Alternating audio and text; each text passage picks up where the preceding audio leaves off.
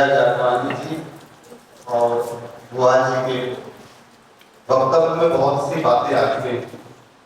कल हम लोगों ने जो इस तरह का एक सत्र रखा था उसमें भी आप लोगों ने देखा कि बहुत सारी बातें आ गई थी काव्यशास्त्र से और उसके बाद से, और कुछ सवाल यहाँ अभी व्हाइट बोर्ड पर हैं जिनमें से कुछ के जवाब शायद अभी नहीं आए।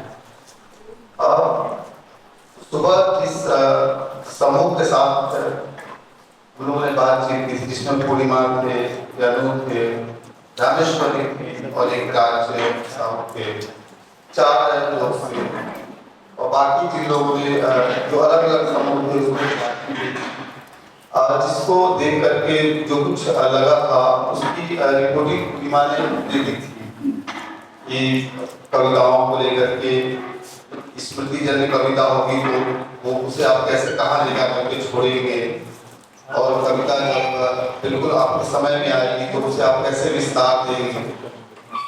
मैं 2-4 बातें वहां से कह के और एक दो सवाल किया कि जैसे हम लोगों ने शुरू में ये चर्चा की थी कि जैसे ही कल आपको विषय दिया गया होगा या आपसे जब कहा गया कि कविता लेकर के आपको आना है तो आप देखेंगे कि उसी समय से आपके अंदर कुछ चलने लगा और वो रात भर उसने आपको बेचैन किया होगा। पूर्णिमा ने जैसा कि बताया था कि 5 बजे सुबह उसने जो है कविता लिखी, और तो ये जो जिसे कहते हैं कि बेचैनी है कि जो भाव है रचना प्रक्रिया में, जैसा कि कल राजकुमार यह कह रहे थे कि बड़ी कविता कौन सी हो, तो बड़ी कविता आकाश से बड़ी नहीं होती और महाकाव्य अगर हो जाए तो कोई जरूर नहीं कि वो बड़ी कविता हो जाएगी, क्योंकि बहुत सारे महाकाव्य हैं जिनकी हम चर्चा तक नहीं करते, बहुत सारे प्रेमाख्यान काव्य जिनकी हम चर्चा नहीं करते, बहुत सी लंबी कविताएं हैं जो इतिहास में बहुत सारे लोगों ने लिखी और उसकी कोई चर्चा नहीं है, लेकिन कुछ कविताएं हैं जिसकी हम चर्चा करते हैं। और कभी कभी ऐसा होता है कि एक आध ऐसी पंक्ति है जो कि बड़े महाकाव्यों पर भारी पड़ जाती है और हम उसे कहते हैं कि वो बड़ी कविता की तरह सामने आती है। तो दरअसल ये है कि बड़ी कविता के जो शर्तें हैं उसमें मुझे लगता है कि एक शर्त जो है वो आकार को उसका शर्त नहीं है, शर्त ये है कि वो कविता आपको कितना बेचैन करती है।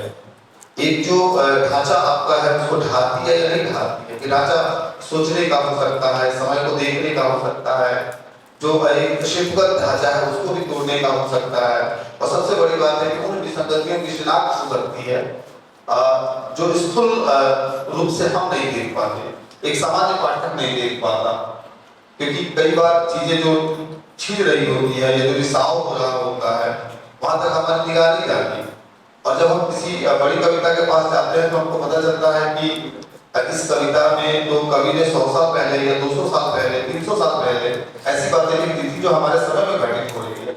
इसका बहुत से उदाहरण है, जैसे बुआ जी क्या कहते हैं कि छायावाद की कविता पर बात करते हैं कि कल्पनाशीलता तो हर दौर में रही है, लेकिन छायावाद जिन वजहों से जाना गया उसकी सबसे खूबसूरती उन कविताओं की है जो कविताएं कंट्रास्ट कर सकती हैं, और वे कविताएं जो एकदम विरुद्धों के सामंजस्य के साथ आती है। जैसे अगर आप राम की शक्ति पूजा देखें या आप कामायनी को ही देख ले या आप सरोज स्मृति को देख ले या महादेवी वर्मा के बहुत सारे गीत देख ले, आपको लगेगा कि एक खास इसके अंधकार से भी कविताएं शुरू होती है और एक उजाले के साथ जाकर के खत्म होती है। कामायनी अपने जल ग्राम श्राद्ध से शुरू होती है और समरस से जड़िया चेतन सुंदर साकार बना था वहां जाके होती आनंद। राम की शक्ति पूजा रवि हुआ अस्त्र ज्योति के पत्र पर वहां से शुरू होती है और जाकर के खत्म होती है होगी जय तब नवीन की तरह। अब महादेवी की कई कविता जाग तुझको दूर जाना, जाग घर है या अंधकारा जाग तुझको दूर जाना, यहाँ से शुरू होती है और फिर उसके बाद जो है वो जाकर के ऐसी जगह पर खत्म होती है जहाँ पर लगता है कि सब कुछ बराबर हो गया। तो ये जो है कि अंधेरे से उजाले की यात्रा, इसे आप प्रतीक में ले या रूपक में ले, तो दरअसल एक कवि यही काम करता है कि वो अपने समय से उसके अंधकार से उसकी विसंगति से लड़ करके और वहां तक पहुंचता है। इसलिए जब मैं अपने साथियों से बात कर रहा था तो फसल वाली कविता पर मैंने कहा कि ये कविता एक ही भाव की कविता जा रही है कि आप फसल को देख के लहरा रहे हैं, हरियाली छाई हुई है, लेकिन क्या ही अच्छा होता है कि इस फसल में वो बात भी आ जाती जिससे कि श्रम का, किसान का और जो प्रकृति है उसका कुछ बोध इस तरह से होता जो हमारे समय और हमारी अपने समय की कहीं ना कहीं या किसान की उस वेदना को अभिव्यक्त कर पाते। तो ये उस लहराहट में कहीं कुछ ज्यादा जोर रहा। जैसे भावना ने एक कविता का पाठ किया, लेकिन मैं एक चीज यहाँ पर एक तरह से माफी के साथ कहना चाहता हूँ आप सभी प्रतिभागियों से कि रचनाकार होने के लिए ईमानदारी होना बहुत जरूरी है। अगर आपके पास ईमानदारी नहीं है तो आप रचनाकार नहीं हो सकते। तो आप में से जिन लोगों ने भी कविताएं लिखी हैं और आप अच्छी तरह से जानते हैं, मैं फिलहाल किसी का नाम नहीं लेना चाहूंगा, बाद में आपको बता दूंगा, लेकिन आप में से 2-3 लोग ऐसे हैं जिन्होंने कविताओं को उठाया है कहीं कहीं। एक कविता तो पूरी तरह से लगभग उठाने की है। तो ये अगर हमारे शिविर में अगर आप कर रहे हैं तो ना करें, क्योंकि हम इस तरफ के बैठे लोग आप में से बहुत साथी हैं जो बहुत कठिन है, वो जान रहे कि आप चीजों को कहाँ से ला रहे हैं। तो इतनी ईमानदारी तो कम से कम हम आपसे उम्मीद कर ही सकते हैं। और अगर रचनाकार बनना है तो भविष्य में ये ईमानदारी बढ़ते जरूर। तो मैं ये कह रहा था कि जैसे कि फसल पर ही अगर कविता आपको देखनी है और सर्वेश्वर की कविता देखें तो उसमें जो भाव आता है, या हमारे साथी यादव ने एक कविता लिखी और साइकिल की स्मृति पर कविता लिखी। मैंने कहा ये सब तो ठीक है, ऐसी स्मृतियां हम सबके पास है, लेकिन क्या ही ऐसा होता उस पूरे परिवार का और उस साइकिल से जो आप जोड़ करके ला रहे हैं और आप पूरी अच्छी चीजें याद कर रहे हैं, पर अगर कुछ ऐसा कर लेते कि अब साइकिलें जैसे कि हमारे बीच से जा रही हैं, अब धुआं उड़ाते हुए वाहन है, जो है बुझाते हुए फूल है, एकदम से जैसे कि घाम से गिरते हुए पेड़ है, या जीवन जैसा कि है बिल्कुल वैसा नहीं है, एकदम चार जैसा, वो अगर कर लेते तो शायद कविता को बड़ी बना सकते। हम इसको क्या कहते हैं, एक कंट्रास्ट डेवलप करना होगा, जिसे रिचर्ड्स ने भी कहा और जिसे शुक्ल जी ने भी कहा कि अगर युद्धों का सामंजस्य है जो कि एक तरह से वो लाते हैं, और रिचर्ड्स इसको कहते हैं एक्सक्लूसिव और इंक्लूसिव पोएट्री। तो ये आपको अगर बड़ी कविता बनानी है तो आपको उसमें जो रंग है ना वो ऐसे रंग भी भरने होंगे कि जीवन बिल्कुल एक रंग ही नहीं होता, और अगर वो एक रंगी होता है तो वो रचनात्मक नहीं होगा। रचनात्मक होने के लिए उसके अंदर बहुत सारे शेड्स होते हैं, बहुत सी टकराहटें होती हैं, और तब जाकर के कोई रचना पड़ी जाती है। तो वो बात। अब पूर्णिमा ने जो कविता लिखी थी उस पर भी बात करते हुए मैंने कहा था कि ये कविता जो इसने साइकिल पर लिखी थी उसमें क्या कुछ है जो पढ़ा है कि आप एक साइकिल है, फिर उसमें एक पत्नी है। साइकिल भी ऐसे आदमी है कि उसमें कहते कि हर छोटी हुई चीजों को वो उठा लेते थे। आप देखिए कि कोई आदमी छूटी हुई चीजों को सहेज लेता है तो उस छूटी हुई चीज पे कोई ऑब्जेक्ट नहीं, बहुत सी चीजें हो सकती है, रिश्ते नाते तमाम तरह की चीजें हो सकती हैं, कुछ पैसे हो सकते हैं। फिर लेकिन आती है कि जो सोनसी उनकी थी, मतलब तमाम चीजें जो जीवन में नहीं है उसमें एक है जो उनकी अपनी है। अब वो कविता जब आगे बढ़ती है और जब जाती है कि वो आसमान की सैर करना चाहते हैं, पीपल पे जाना चाहते हैं, तालाब पे जाना चाहते हैं, सब कुछ में, और वो जो शरीर टकराता है तो प्रेम की है, प्रकृति की है, यथार्थ कैसे अपने को तोड़ करके कल्पना की तरफ जाता है वो भी आ जाता है उस कविता में। और जो दूसरी चीज आती है कविता अंत तक जाते जाते एक तरह से बहुत बड़ा विस्तार लेती है, जबकि वो कहते हैं कि गोल से पहियों की तरह बनाती है वो रोटी, और गोल सी है जैसे कि ये दुनिया और वो चांद जो कि बिल्कुल गोल की तरफ वहां तक पहुंचने की यात्रा। तो इतनी सारी बातें हैं। तो मैं बस यही आप लोगों से कहना चाहता हूँ कि आप कविता लिखने के लिए बाहर न जाए। जैसा कि मैंने रामेश्वरी से बात करते हुए कहा, रामेश्वरी ने एक कविता लिखी, उन्होंने साइकिल पे कहा कि रामेश्वरी आपने ये कविता लिखी बिल्कुल ठीक है, लेकिन मुझे ऐसा लगता है कि आपके घर में या आपके आसपास या व्यक्तिगत आपके जीवन में बहुत कुछ ऐसा होगा। आप ये इस सोच में अगर न जाते कि आपको कुछ कविता ही लिखनी है और बजाते आप ये करते कि अपने आसपास का जीवन उठाइए और वहां से चीजों को लेकर के आती, और जिस तरह से आप ठहर करके बोलती हैं या एक प्रपोज के साथ कुछ धाराओं के साथ ही आती, तो ये आपका मौलिक होता और हो सकता है कि आगे चल करके आपका कुछ अपना हो सकता है। एक कवि के तौर पर आपको वो तलाशना है जो आपका अपना, जिसे जो होना था वो हो चुके, आप अनुकरण करके वो हो नहीं सकते। तो आप क्या हो सकते हैं? आप रामेश्वरी हो सकते हैं, आप जो है भैरव हो सकते हैं, आप राहुल हो सकते हैं, आप पूर्णिमा हो सकते हैं, आप विद्या कोई हो सकते हैं, लेकिन आप ही हो सकते हैं, वो कोई और नहीं हो सकता। और ये जो आप होंगे ये ऑब्जर्वेशन, ये एक्सपीरियंस किसी और का नहीं होगा, आपका होगा। तो एक कवि के तौर पर आपको इस तरह से काम करना चाहिए। बस एक दो ये जो सवाल आए थे इसके इसमें एक सवाल था बल्कि शब्दों के चयन में दिक्कत वाला एक सवाल था, एक भाषा की शुद्धता था, एक छंद विधान से जुड़ा हुआ भी सवाल था। तो और ये आपका राहुल, आप ये इसका सवाल आप क्या था? मात्राओं की गिनती का शब्दों के चयन में। अच्छा, मात्रा वाला देखिए, अब जो जिसमें ईश्वर जी ने भी जोड़ा था कि जो वो ऊपर लिखा गया था तुकान कविता की सीमाएं और अतुकान कविता। तुकान कविता की सीमाओं पर हम बातचीत करेंगे, तो जिस पर सियाराम जी ने बहुत विस्तार से बातचीत की कि क्या हो सकता है।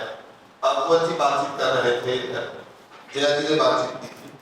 अब आपका और उन लोगों का जिन्होंने मात्रा गणना की और छंद विधान की बात की, वो एक अलग तरह के स्ट्रक्चर पर बातचीत करना चाहते हैं, खासतौर से गीत को केंद्र में रख करके या गजल को केंद्र में रख करके वो बातचीत करना चाहते थे। और जो हमारी जो ये इस शिविर में जो हम बातचीत कर रहे हैं, कविता शिविर में, जिसका कि बिल्कुल ही संबंध हमने एकदम से अलग कर लिया है आधुनिक कविता से। और कल सियाराम जी बातचीत करते हुए कह भी रहे थे कि अब चूंकि जो छांदिक रचनाएं हैं वो हमारे उस तरह से हम उसमें अपने को अभिव्यक्त नहीं कर पाते। इसमें दो बातें हैं, एक तो ये है कि अब ये लगभग तय हो गया है कि जो मॉडर्न पोएट्री है, आधुनिक हिंदी कविता है, उसका पूरा दायरा अलग है। और जो छांदिक रचना है, जो छंद में रची जाती है, जिसमें कि गीत भी है, हालांकि वो है हिंदी कविता का हिस्सा, लेकिन उसे मॉडर्न पोएट्री से अगर थोड़ा अलग आएंगे, शंभुनाथ सिंह वाली परंपरा में अगर जाएंगे या उमाकांत मालवीय की परंपरा में या यश मालवीय, थोड़ा अलग करना पड़ेगा उनको। और दूसरा है कि गजलों की परंपरा है जो अभिषेक शुक्ला तक आती है या उसके बाद की पीढ़ी तक भी जाती है। तो गजल क्या है ना कि या गीत जो है, ये छांदिक विधान की रचना है, ये आपसे डिमांड करती है, मांग करती है, मांग तो आधुनिक कविता भी करती है कि आप जितना पढ़ेंगे, जितना अच्छा जीवन होगा, उतना रचेंगे। इसके लिए आपको शास्त्र के पास जाना होगा या फिर किसी उस्ताद के पास जाना होगा। उर्दू में तो जरा परंपरा ही थी कि बिना शागिर्द के आप सीख ही नहीं सकते हैं। तो जैसे कि गणना के लिए आप कोई किताब देख सकते हैं, व्याकरण की कोई किताब देख सकते हैं हिंदी में। उर्दू में जाएंगे तो आपसे कहते हैं कि ये गिरजा शरण अग्रवाल की किताब है, बहुत बेचैन की किताब है, बहुत सारे लोगों की किताब है जिन्होंने हिंदी उर्दू गजलों को लेकर के लिखा है। अब उसे बोर्ड पर अगर एक कोई अलग से क्लास हो तो हम समझा पाए कि कैसे, क्योंकि गजल का जो शांतिक विधान है वो वर्णिक मात्रिक शब्द है। अब उसमें क्या करेंगे कि आपने कोई एक अगर पंक्ति लिखी कि कहां होता है जलागा हरे घर के लिखी, तो फिर वो जो कहां होता है था, ये जो लघु गुरु गुरु गुरु ऐसे करके जाएगा, तो वो उसको शायद क्या करता है कि एक मिसरे में जो वो सबसे ऊपर वाला मिसरा होता है, जिसे मिसरा उला कहते हैं, और जो एक तरह से मतला होता है गजल का पहला शुरू, उसी को पूरे मिसरे में फॉलो करता है। और फॉलो करने में भी उसके साथ क्या होता है, ऐसा नहीं है कि आपने अगर पहले लघु गुरु गुरु गुरु ले लिया और फिर लघु गुरु ले लिया, उसका एक पैटर्न है। इसलिए अक्सर ऐसा होगा कि जब तक आप बहर नहीं जानते, आप रदीफ काफिया नहीं जानते या आप थोड़ा बहुत जानते हैं, तो आप गजलें बिल्कुल आंख नहीं लिखते हैं। और जैसे ही आपसे ये बात कहेंगे कि इसका शास्त्रीय विधान ये है, तो उसके बाद हम लोगों ने अक्सर देखा है कि साल 2 साल 3 साल या तो आप छोड़ देते हैं या फिर क्या करते हैं कि रात दिन उसी में खोए रहते हैं, बिल्कुल खोए रहते हैं। तो क्या इतनी मेहनत करें या ना करें? नहीं, मेहनत तो आप करेंगे, लेकिन उस मेहनत को करते हुए भी आपके अंदर जो है, जिसे गजलियत कहते हैं, जिसे रवानी कहा पूरे के पूरे पोएटिक्स, और ये पूरे उर्दू परंपरा का काव्यशास्त्र है, उस पर बात अभी ज्यादा नहीं करेंगे, वो नहीं आएगी। क्यों नहीं आएगी? क्योंकि वहां का बात यह है कि स्ट्रक्चर जो क्राफ्ट है वो आपके स्वभाव का हिस्सा है या नहीं। देखिए, आप जाए और आप देख ले वो हल चला रहा है, ऐसे पकड़ा हुआ है और बैल है और उसके हाथ में डंडा है, आप ये ऐसा करने की कोशिश करें। आप जाएंगे हल पकड़ेंगे, आप देखेंगे कि बस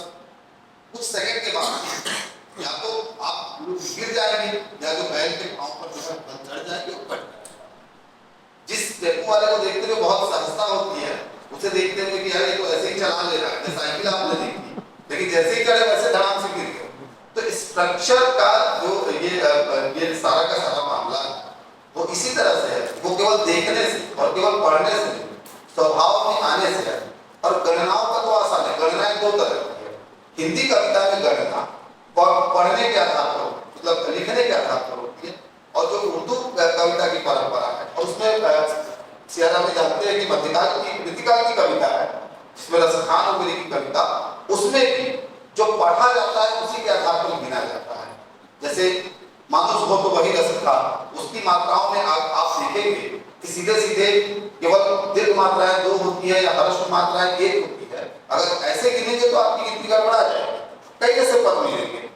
लेकिन उर्दू कविता के साथ ऐसा नहीं। उर्दू कविता क्या करेगी कि जैसा वो उच्चारण करेगी वैसा ही वो गिनेगी। तो अगर आप ऐसे गिनना चाहते हैं कि कहाँ तो तय था चरागा, तो कहाँ लघु गुरु तो तय, फिर गुरु अगर कर दिए, तो ऐसा भी हो सकता है कि तो वहां लो, क्योंकि उर्दू में बड़े बड़े शायरों ने दीर्घीकरण का हर्षीकरण किया। ह्रस्व को आप दीर्घ नहीं बना सकते, लेकिन दीर्घ को ह्रस्व बना सकते हैं। दो एक की मात्रा को केवल दो से काम चला सकते हैं। और का उच्चारण केवल लिखने में और होता है, लेकिन उच्चारण में और आएगा, मात्राएं दो आएंगी। तो क्या है ये जो स्ट्रक्चर है, ये पढ़ते हुए समझते हुए आप इसको हासिल करेंगे या सीखेंगे। गीत में भी मात्राओं का है, मात्राओं में चूक भी है, बड़े बड़े कवियों ने भी है, तुलसी ने ली है, जयसी ने ली है, तमाम कवियों की चौपाई की 16 मात्राएं, कहीं ऐसा है कि 14 पे टिक जाएगी, कहीं 15 पे जाकर के टिक जाएगी, कहीं जो है गुरु का नियम लघु के साथ कटेगा। तो इससे कविता छोटी नहीं हो जाएगी। हाँ ठीक है, कोई और भी शास्त्रीय आदमी होगा और आपकी आलोचना करेगा तो कहेगा कि साहब आपको बहर की जानकारी नहीं है, छंद की जानकारी नहीं है। लेकिन अगर कंटेंट अच्छा है, विषय वस्तु अच्छा है, वो कुछ नया जोड़ रहा है, जैसा कि कल मैंने कहा था कि हमें ये देखना चाहिए कि एक कवि के बाद दूसरे कवि ने संवेदनात्मक रूप से क्या विकास किया और वो कैसे उसको बदलने में सफल हुआ। अगर वो सफल हुआ तब तो ठीक है, नहीं सफल हुआ तो नहीं। तो ये जो तुतान कविता की जो सीमाएं है, सीमाएं तब तक है जब तक मुझे लगता है कि उसे कोई उस कद का रचनाकार नहीं मिलता। जैसे कि इसी आधुनिक कविता के दौर में प्रयोगवाद के बाद दुष्यंत आधुनिक कविता के भी बड़े कवि हैं, कई कविताएं उनकी ऐसी है उल्लेखनीय है, लेकिन दुष्यंत को जिन वजहों से हम जानते हैं वो उनकी गजलें, और गजलें ऐसे भी जो कमजोर है। तो हम ये नहीं कह सकते कि एक विधा विदा हो चुकी है या एक विधा हमारे उसमें नहीं।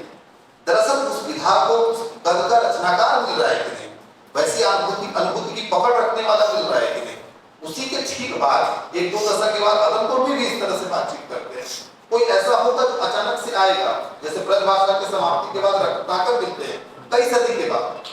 तो मामला स्ट्रक्चर का नहीं है या विधा का नहीं है। विधा को दोष देंगे तो गड़बड़ा जाएगा, क्योंकि जो गजल कसीदे की शक्ल में अरब में आई थी वो ईरान में नहीं, और जो ईरान में थी वो हिंदुस्तान में नहीं थी, और हिंदुस्तान में भी जो बनी तकरीर के पहले थी और बनी तकरीर के बाद आई वो बिल्कुल अलग है।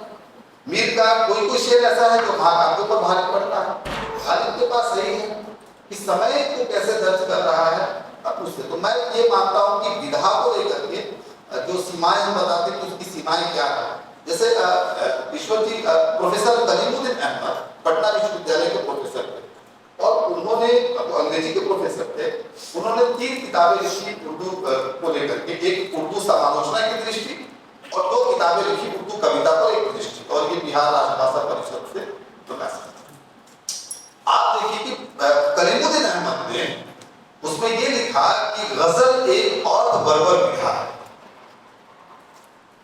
और कहा कि क्यों अर्धबर्बर है, तो कहा कि ये जो शेर है ना ये इतने जल्दी में लिखे जाते हैं ना कि इसमें एक बहसीपन की झलक होती है, क्योंकि वो कोरिलेट कर रहे थे ठीक वर्ड्सवर्थ की उसी थियरी से जिसे स्पॉन्टेनियस ओवरफ्लो कहा गया, और माना कि स्पॉन्टेनियस ओवरफ्लो कविता के लिए अच्छा नहीं, क्योंकि ठहराव नहीं, आप सोच नहीं रहे, विचार नहीं रहे। लेकिन आप थोड़ा सा देखिए कि बशीर एक शेर कहते हैं, हालांकि शेर तो दूसरी तरह का है, लेकिन आप सुनिए जब वो कहते हैं कि चांद सा मिसरा अधूरा है मेरी कागज पे, छत पे आ जाओ मेरा शेर मुकम्मल कर। अब ये चांद सा मिसरा अधूरा है मेरी कागज पे, बहुत बार ऐसा होता है कि एक तीसरा उला के बाद तीसरा शाही नहीं मिलता। और बहुत सारे शायरों के पास एक अगर मतला मिल जाता है तो पूरी जिंदगी में वो गजल नहीं बनती। बहुत से ऐसे शायरों को जानते जो आधुनिक इस तरह से रचनाएं रह जाती है। तो न तो कलीमुद्दीन अहमद, अच्छा वही कलीमुद्दीन अहमद जब नजीर अकबराबादी पर लिखते हैं तो पूरा दिल खोल देते हैं उनकी गजलों पर। तो क्योंकि उनको जो चाहिए होता है समय के हिसाब से या अंग्रेजी कविता जिस तरह से डेवलप हो रही है, तो मुझे ये लगता है कि विधा और स्ट्रक्चर को संबोधित करके हम सीमा तय नहीं कर सकते, क्योंकि कब कौन सा ऐसा रचनाकार आ जाएगा जो उस विधा और स्ट्रक्चर या उसके क्राफ्ट पूरी तरह से एक्सटेंड करके रख देगा या उस बाइनरी को तोड़ देगा, काट देगा। और दूसरा एक जो अवदान करता है उसकी जरूरत है। जरूरत इस नाते से है कि 20वीं शताब्दी के उत्तरार्ध के आसपास जो चीजें बदली, अब तो यह है कि हमारे पास लंबे समय तक प्रोज था ही नहीं, गति थी ही नहीं। और गति की जब भाषा नहीं थी तो हम जिस तरह से बात कर रहे थे, तो जैसे जैसे गति डेवलप हुआ, विचार इस तरह से आगे बढ़े। और सही कहा था कल सियाराम जी ने कि जीवन जिस तरह से बढ़ेगा, जितनी तेजी से, ऐसा कैसे होता है कि आदि काल आपको 350 साल का 300 साल का मिलता है, भक्ति काल 300 के आसपास का मिलता है, रीति काल 200 साल से सिमट जाता है, फिर उसके बाद 30 साल है, 25 साल है, 20 साल है, उसके बाद 7 साल है, 6 साल है, फिर एक ही युग में 4 प्रवृत्तियां 8 प्रवृत्तियां मिलती है। और उसके बाद तो पिछले लगभग 40 सालों से हम तय नहीं कर पाए साहब एक नाम क्या है, आइडेंटिटी डिस्कोर्स के आधार पर नाम दे, दलित विमर्श की कविता कहे या रचना कहे या स्त्री विमर्श की कहे या किसकी कहे, ये तय नहीं कर पा रहे। क्यों नहीं कर पा रहे? क्योंकि जिसे शुक्ल जी ने कहा था ना कि ये जो चित्तवृत्तियां हैं वो इतनी तेजी से, जीवन जितनी तेजी से बदलेगा, क्या हमको पता था?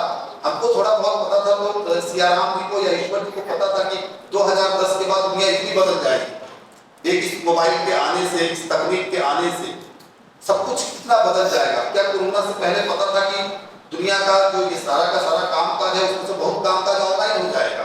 तो कई बार चीजें इस तरह से घटती है तो इसका असर भी तो साहित्य पर है, तो वो बदलता है। जरूरत कहाँ है? जरूरत यहाँ है कि हो सकता है कि हम क्राफ्ट को सीखने में, स्ट्रक्चर जानने में या वो सर खपाने में, वो जो समय होता था कि जब हम हजारों पेज पढ़ते थे, जाते थे, बार बार अभ्यास करते थे, वो नहीं। उसके बजाय हम जोर देते हैं जीवन पर, जीवन की आवश्यकताओं पर या पठन पाठन पर। और जिस तरह से कहते हैं ना कि पिताजी और बहुत सारे लोग कहते हैं कि आप इस कविता में क्या करते हैं, एक बीज डालते हैं और बीज धीरे धीरे पसर करके आप ऊपर फैलते फैलते वृक्ष के रूप में आ जाता है। तो ये जो मॉडर्न पोएट्री है इसमें ये गुंजाइश बनी रहती है कि आप जिस भी तरह से चाहे उस तरह से आप अपने को मोड़ ले, दाएं बाएं हो जाए, मोबाइल से अलग अलग इमेजेस जो है आप गढ़ लें। जबकि बंधा हुआ स्ट्रक्चर क्या करता है, इसको कर सकते हो ये चारों, वो कई बार आपको लतीफ काफिया में बांध देता है और आप अगर उस्ताद नहीं है तब तो लतीफ काफिया केवल भर्ती के शब्द बन के रह जाएंगे और फिर वो कविता बेअसर हो जाएगी। तो मुझे लगता है कि ये छंद का मामला, अगर आप छंद में लिखना चाहते हो तो लिखिए, इसमें कोई ये नहीं, लेकिन आप जब लिखने का मन बनाइए तो अपनी तैयारी को इतनी बुलंदी के साथ लेकर के आइए कि आपके अंदर ये लगे कि आप सचमुच में कुछ तोड़ सकते हैं, कुछ नया कर सकते हैं। कंटेंट तो लगभग वही है, कुछ नया नहीं आएगा, बस उसको कहने का ढंग नया आएगा या हमारा समय उसमें नया आने भूल जाएगा, यही होगा। और अगर आप अपमान कविता लिखना चाहते हैं तो उसकी भी जो समस्या है या उसमें जो आपको मेहनत करनी होगी वो यही होगी कि या तो आप पढ़ें, आपके पास एक अच्छा जीवन हो और उसके साथ ही जो है कहन का ढंग नया। कोई कवि कैसे हमको प्रभावित करता है, मुक्तिबोध क्यों अच्छे लगते हैं, संग्रह का शीर्षक यात्रा जब आता है कि चांद का मुंह टेढ़ा है तो क्या बदलता है। मैं एक उदाहरण देता हूँ कि जब भामा ने ये कहा होगा कि स्त्रियां आभूषणों को जिस प्रकार सुंदर नहीं लगती उसी प्रकार वह कविता अलंकार के बिना सुंदर नहीं लगती। आप समझिए कि भामा के समय की ये बात है और ये उस समय की बात है जब वही भामा शब्दार्थ सही को काव्य भी कह रहे हैं, कालिदास जो है बाकर को सप्तिक को भी कह रहे हैं, बाद में तुलसीदास जो है वर्णनाम और संघानाम भी कह रहे हैं। और देखिए कि उसी भामा के लगभग 6 सदी बाद जब एक कवि आता है मिथिलांचल का तो एक पद लिखता है कि सखी ही पूछ से अनुभव हुए, सोई प्रीति अनुराग बखान से तिले तिले नूतन हुए। और उसी में आगे चलकर कहता है कि सहजे आनंद सुंदर है। अब सोचिए कि भामा अगर कहीं हो, माफ करिएगा, भामा की आत्मा कहीं अंतरिक्ष में अगर हो तो जिस महामारी इतने जतन से पोएटिक्स में उसको स्थापित किया था अलंकार को, विद्यापति ने अपने पद की एक पंक्ति से कि सहजे आनंद सुंदर है कहते ही उसको सीधे सीधे ध्वस्त कर दिया। तो कई बार केवल शास्त्र से शास्त्र खंडित नहीं होता, कई बार क्या है कि वो जीवन से निकल करके आता है, क्योंकि सौंदर्य के पैमाने बदलते हैं। इसे बहुत बाद में चल करके उर्दू कविता भी कहती है कि सादगी में कयामत की अता होती है। देखने में ये बात बहुत सीधी लगती है और हम मजा लेने के लिए कहते हैं, लेकिन अगर आप ठहर करके सोचिए पूरे इस ट्रेडिशनल जो एस्थेटिक्स सेंस है उस एस्थेटिक सेंस पे, तो आपको लगेगा कि नहीं ये वो बात है जो एक तरह की बाइनरी को तोड़ रही थी, पूरी तरह से तोड़ रही है। तो वो जो मामला है सारा का कि आप वो तोड़ पाते हैं कि नहीं, वो नया को ना। जब मुक्तिबोध कहते हैं कि चांद का मुंह टेढ़ा, तो ये पूरा का पूरा एक जो ढाले का एस्थेटिक सेंस है वो टूटना ही है। चांदसी महबूबा और चांद का मुंह टेढ़ा है, दोनों में जो कंट्रास्ट और जो एक विरोधाभास तो नहीं करेंगे, पूरी तरह से विरोध है। तो आप कहाँ जाते हैं? तो अगर एक रचनाकार के तौर पर आप भाव तो नहीं, कम से कम संवेदना को पकड़ सकते हैं, आप कुछ ऐसा है जिसे तोड़ सकते हैं, सौंदर्य को बदल सकते हैं अपने पाठक का, या कम से कम जीवन का तरीका बदल सकते हैं, या सोचने का ढंग बदल सकते हैं, या कम से कम उसको बेचैन ही कर सकते हैं, तो मुझे लगता है कि यही सच्चा कवि कर्म है और इसी रास्ते से जो है बड़ी कविता की तरफ जाया जा सकता है। गाने वाली औरतें रोते रोते गाने लगी या गाते गाते रो पड़ी, ठीक ठीक कह पाना मुश्किल है। घर से निकली तो गाते हुए, हाट बाजार में गई तो गाते गाते, चक्की पीसी तब भी गाया, आंगन गुहारते वक्त भी हिलते रहे उनके होंठ। अकेले में आई किसी की याद तो गाते गाते भर आया कंठ। गाते गाते रोटियां बनाई उन्होंने, पापड़ बेले, सेवैयां और बड़ी बनाई गाते गाते। गाते गाते क्या नहीं किया उन्होंने, वे उस लोक से गाते गाते उतरी थी इस धरा पर। जन्मी तब गाया किसी ने गीत, गीत सुनते सुनते हुआ वो उनका जन्म। दुल्हन बनी तो बजे खुशियों के गीत, गाते गाते विदा हो गई गांव से। पराए घर की दहलीज पर पड़े जब उनके पांव, गीत सुनकर आंखों में तैरने लगे स्वप्न। वे अगर कभी डगमगाएंगी तो किसी गीत की पंक्तियों को गाते गाते संभल गई। गाना कला नहीं था उनके लिए, गाना कला नहीं था उनके लिए, वे कुछ कमाने के लिए नहीं गाती थी। गीत उनकी जरूरत थे और गीतों को उनकी जरूरत।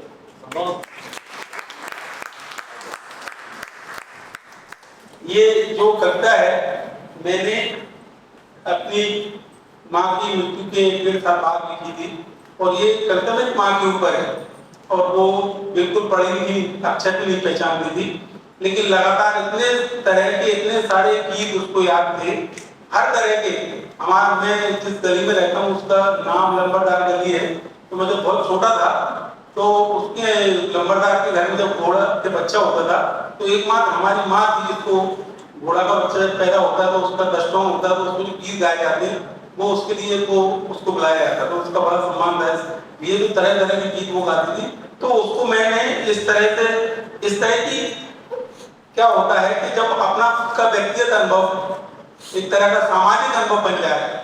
सामाजिक अनुभव से मतलब ये है कि वो बहुत सारे इस तरह के कैरेक्टर समाज में है, उसमें एक अकेला नहीं है, तो वो इस तरह का एक सामाजिक विषय बन जाए तो वो फिर एक तरह का सामाजिक अनुभव बन जाता है व्यक्तिगत होती हुई। तो इसमें मैंने एक स्त्री की बात नहीं कही, इसमें गाने वाली औरतों को बहुवचन में मैंने याद किया उस तरह से, और इस तरह की औरतें जो सिर्फ मतलब गाना उनके लिए भी राहत देता है और वे दूसरों के जीवन को, संसार को भी उस तरह से सुंदर बनाती हैं, और वे उसके बदले में कुछ भी उनकी ऐसी इच्छा नहीं कि कुछ मिले उनको, इसलिए नहीं गाती।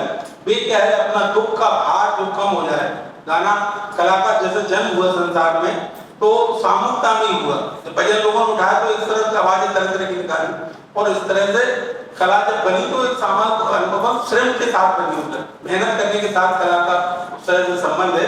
इस कविता में भी आप देखोगे कि उसका तरह तरह की जो बातें उसमें लिखी हुई है वो मेहनत से और उस तरह की चीजें गाँव में जो रहती वो सब इस कविता में आती है। तो ये कविता जब आती है कोई चीज दिमाग में आपके, तो फिर आप उसको ऐसा नहीं कि वैसी की वैसी लिख दो, या लिखने के बाद बहुत दिनों बाद देखते हैं समझ में आता है यार देखो कुछ भी नहीं, फिर बहुत दिनों बाद अपन देखते हैं तो फिर उसमें से कोई चीज को ठीक ठाक करके ऐसा लगता है हाँ अब ये ठीक है, तब तो कुछ बनती है। ऐसे ही जैसे अपन जैसे जापानी जी बहुत अच्छी कहानियां लिखती हैं, तो कहानी में भी कोई जरूरी जैसे प्लाट अपने दिमाग में आया तो वैसा वैसा अपन लिखते हैं, फिर उसमें देखना पड़ता है कि ये कैरेक्टर जैसे ये खड़ा करेंगे अपन, तो ये अब ये दिख रहा था यार ये गंजा जाए तो अच्छा इसमें राजकुमार की आपको डाल देती है, तो इस तरह का गायक बन जाएगा, इस तरह का आदमी बन जाए, तो फिर उसमें एक दूसरा देखा होगा कई सारी चीजें मिला के फिर अपने अनुभव से उसको उसका अपन विकास करते हैं। तो मतलब धीरे धीरे उसके बाद काम भी उस पर किया जाता है, और वो जब अपन को लगता है कि हाँ ये ठीक ठाक हो गए, तब वो ऐसा कुछ उसको लगता है हाँ ये अब इस तरह का इसको कोई पढ़ेगा तो हो सकता है कि हम उसके दुआओं में शामिल हो सकें, उसके लिए जीवन में कभी ये चीज पढ़े तो उसको और भी बहुत सारी नई चीजें पैदा मतलब जीवन में ये जैसे कहते हैं ना कि कविता एक तरह से अंतः का बाहरीकरण कहते हैं, भीतर जो उमड़ता है उसको लिखो तो बहुत सारी चीजें बदल जाती है। जैसा अपन ने कई बार कल्पना करते हैं अरे अपन तो जब ये कोई चीज लिख देंगे तो बड़ा तूफान खड़ा हो जाएगा, ऐसा लगता है बहुत जबरदस्त, फिर 2-4 दिन बाद देखते हैं तो क्या कुछ नहीं हुआ, बिल्कुल कुछ भी नहीं, फिर समझ में आता है। लेकिन ये है कि सबसे पहले जो नए जितने भी साथी मैंने आज उनकी कविताएं पढ़ी तो उन्हें पास के अनुभव लिखना चाहिए। ये अगर दूर के अब जब ये बच्चा है इसने अब सीता स्वयंवर के ऊपर कविता लिखी, वो कितने दूर का अनुभव है, ठीक है मतलब लिखी अच्छी बात है, लिखना मतलब कुछ भी लिखो उसका प्रति अब ये नहीं कह सकते कि देखो आज के समय में जब इतनी बुरी बुरी चीजें हो रही हैं उसके बाद कोई आदमी बुरी कविता लिखता है तो एक तरह का वो भी अच्छी बात है, क्योंकि वो कम से कम दूसरे चक्कर में नहीं पड़ रहा, वो कविता तो लिख रहा है तो ठीक है। लेकिन ये ऐसा नहीं है इतना बड़ा सिद्धांत समझाया अब इस चक्कर में बेचारे ये नहीं पढ़ पाएंगे है ना, मात्राएं मिलाते रहेंगे और उस तरह से, तो इनका भी जो कहना है कि पहले पढ़ो बहुत सारा पढ़ो उसके बाद लगे धीरे धीरे तो उस तरह से करना। अब मैं तो जैसे बचपन में जब लिखता था तो बहुत छोटा जब था कॉलेज में पढ़ता था तो रामलीला के लिए गीत लिखता था, मैं तो कुछ पढ़ नहीं था, मात्रा मिलाता तो लिख ही नहीं पाता, तो मैं तो 10 मिनट में लिख देता था गीत। तो हमारे एक दोस्त है चित्रकार मुकेश ले कुछ लोग जानते हैं उनसे, अब वो रामलीला नाम करता था, वो कहता था कि आप भैया भैया बोलता है मेरा नाम तो आप गीत लिखते उसके लिए, तो मैं जाता था तो वो संगीत वाला बैठा तो 10 मिनट में लिख के दे देता, और उसमें जो कुछ गीत तो अभी तक बज रहे हैं उसमें रामलीला मेरे लिखे हुए। तो उसके बाद मैं समझ में आया कि मैं कितना मूड हूँ और ऐसे काम कर रहा हूँ, धीरे धीरे खुद के अंदर का आलोचक है ना वो अपन को सिखा देता है कि हम कहाँ गड़बड़ है और कहाँ ठीक है, वो तुम लगातार देखो, एक तो लिखने का काम जारी रखो साथ में पढ़ने का जारी रखो, जब पढ़ते रहो 1-1.5 साल बाद खुद की लिखी हुई चीज पढ़ते हो ये क्या करते थे अपन, अब कुछ और ठीक अपन हो गए, उसके बाद थोड़ा और ज्यादा पढ़ोगे तरह तरह की चीजें और अपने समकालीनों को देखोगे बातचीत करोगे उनसे खुद समझ में आएगा। इसलिए ऐसा सोचने का चक्कर नहीं है, ये एक प्रोसेस है। इस लिखने को आप जैसे अपन रोज रोटी खाते हैं, रोज लेटने जाते हैं, रोज कुछ ना कुछ करते हैं, ऐसे लिखने को आप कविता को जीवन का हिस्सा बनाओगे, रोज अपने अनुभव देखो कुछ ना कुछ लिखने की कोशिश करोगे तो धीरे धीरे आपको वो सब बातें समझ में आ रही जो अभी यहाँ बताई जा रही है, जो विद्वान आपको बता रहे हैं, हो सकता है ज्ञान आपके भीतर इतना डर पैदा कर दे कि आप उस बात कुछ लिख ही ना पाओगे, यार इतना है ही नहीं अपने पास, अपनी औकात नहीं है इतनी, तो इसलिए ज्ञान के चक्कर में मत रहो, है ना, इतनी सरलता से कोई चीज आ जाए तो उसे लिखो, धीरे धीरे पढ़ोगे। तो हम तो जैसे मैं तो इंजीनियर था और हमारे आसपास कोई कविता वविता कोई संबंध नहीं थे, सब वैसी गलियों में रहते थे, इस तरह बुरा वातावरण था, उधर साहित्य कुछ था नहीं, है ना, लेकिन वो जो वातावरण था उससे मैं अभी तक सीख रहा हूँ, उसके बारे में सोचता हूँ, तमाम सारी चीजें मैंने सीखी वहां से। तो कविता लिखने का कोई ऐसा कोई सिद्धांत कोई आपको बता नहीं सकता, कोई वैसा नहीं है, वो तो आप अच्छा जीवन जियोगे और सरल चीजों को ही लिख पाओ आप, बहुत बड़ी बात है, और कठिन के चक्कर में आप पढ़ गए, पहले तो सरल चीजें लिखो, अपने पास की जो अनुभव है ना, क्योंकि आप देखते हो कि सबसे ज्यादा कविताएं पहले चिड़िया के ऊपर लिखी जाती है, माँ के ऊपर लिखी जाती है, क्योंकि माँ सबसे पास होती है अभी, इसलिए आप जरा से अपनी माँ के ऊपर, लेकिन कैसे मतलब कि आप अपनी माँ के ऊपर कविता लिखे और वो लगे इस बच्चे की माँ आया नहीं, मतलब अपनी ही लगे, वो ऐसी कोशिश करो, लेकिन बना के लिखने लगते हैं यार अपनी माँ तो बेचारी गाली देती है, मेरी माँ आदमियों की गाली देती है, मेरे को बड़ा बचपन में डर लगता था कि यार ये ऐसी है और अब मैं कल्पना करता था यार दूसरों की वो बिल्कुल अच्छे सभ्यता प्रेम से बोलती ये तो बिना पढ़ी लिखी, लेकिन आप लगता है कि यार उसमें कितनी ताकत थी, वो नहीं होती तो मैं ये गीत मीत कितना सब काम करता हूँ वो कर नहीं पाता, उसके पीछे उसकी बहुत बड़ी ताकत। तो इन सब चीजों को जानना भी धीरे धीरे सीख पाते हैं, लोगों को जानने की जो प्रोसेस है ना, कविता लिखोगे समझ में आएगी आपको, आप लोगों को पहचानना सीखेंगे, जीवन अच्छा जीना सीखेंगे, समझ में झूठ बोलना कम कर देंगे, बुरी चीजें दूसरों के लोगों को समझना बढ़ता जाए। ऐसे नहीं कि आप सोचो हम कविता हमारी गजब कर रही है, आप खुद अच्छे बनोगे उससे, और आप जब अच्छे बनोगे तो जो चीज आपको अच्छी बनाए वो चीज अच्छी है ना। तो इसलिए आप किसी चक्कर में मत पड़ो उस तरह के, जो भी लिखने वाले लोग हैं आप खुद अपने जीवन के आसपास की चीजों से लिखना सीखो और बुक पढ़ो, तो उसमें से खुद आप अपना विकास करोगे। उसके बाद मैं ये नहीं कह रहा कि ज्ञान पूरी चाहिए, लेकिन उस प्रोसेस में आप आ जाओ तो अपने आप समझ लो। ये कोई वैसी प्रक्रिया वैसी नहीं कि आप तुरंत सोचोगे मैं ऐसा पढ़ के ऐसा बनाने लगूंगा, कोई नक्शा बनाना नहीं सीखना है, इंजीनियरिंग में नक्शा बनाना सीख जाओगे 3-4 साल तक, ऐसा नहीं हो सकता 10 साल में भी सीख पाओ, हो सकता है उसका कोई नियम नहीं है, बहुत जल्दी भी सीख जाओ। आप दूसरों के दुखों को किस तरह से पहचान कर सकते हो और उनके दुखों में सुखों में शामिल हो सकते हो, वो क्षमता आपको जितनी ज्यादा होगी आप कविता के पास उतनी ज्यादा पहुंचोगे, ज्ञान से नहीं पहुंचोगे। ज्ञान से तो हो सकता है रात से भटक जाओ आप, है ना, झूठा व्यवहार करने लगो, दो तरह का व्यवहार करने लगो। इसलिए वो सब चीजें सीखना है, जीवन सीखना है, मतलब कविता सीखना है, कोई अलग से नियम नहीं है, और उसमें रहोगे तो आपको बहुत अच्छा लगेगा। खुद को जब लिखने की प्रक्रिया, जो भी कहानीकार है या कवि जो लोग हैं, तो लिखने की प्रक्रिया के दरमियान वो जितना कष्ट भोगते हैं और जैसा बेचैनी होती है मैं इसको लिख दूंगा तो मुक्त हो जाऊंगा, तो मुक्त होने का जो सुख है ना, वो कि साहब आपने लिख दिया है, जो बेचैनी भरी हुई दिमाग होता है, तो वो सब चीजें जो तुम्हारे पास इतने सारे अनुभव होने लगेगा, क्योंकि तुम्हारे भीतर जो कविता है ना वो तुम ही लिख सकते हो, तुम्हारे हिस्से की सांस तुम ही ले सकते हो, दूसरा कोई नहीं ले सकता। तुम्हारे पास जो अनुभव है वो तुम्हारा ही अनुभव है ना, वो मेरा अनुभव नहीं हो सकता। इसलिए मेरी कविता मेरी तरह की है, तुम्हारी कविता हर आदमी की भीतर कविता है, बस उसको पहचानने की जरूरत है। इसलिए व्याकरण तो सब बाद में बनते हैं, पहले तो लिखी हो कोई कविता उसके बाद उसका व्याकरण बनता है। यदि किसी चीज की पड़ताल करना है आपको, तो आलोचना जो हो जाए तो बाद में बनेगी ना, पहले तो साहित्य लिखा जाएगा, उसके बाद फिर इसको कैसे देखना है, कैसे पकड़ना है, पकड़ करने वाले पकड़ करते रहेंगे, आप अपना काम करते रहो। धन्यवाद। तो अब पीयूष भाई से सर वो अब प्रश्न, हाँ जरूर सर, ये प्रश्न कल से मेरे दिमाग में उठ रहा था जब से मैं कविता लिखना शुरू किया। जैसे किसी दूसरे कवि का जो लय है, उस लय पर हम अपने शब्दों को डाल के पूरी कविता लिख सकते हैं। अरे कोई तुम्हें जो करना वो करो यार, तो सीखने के लिए कम हो गएगा।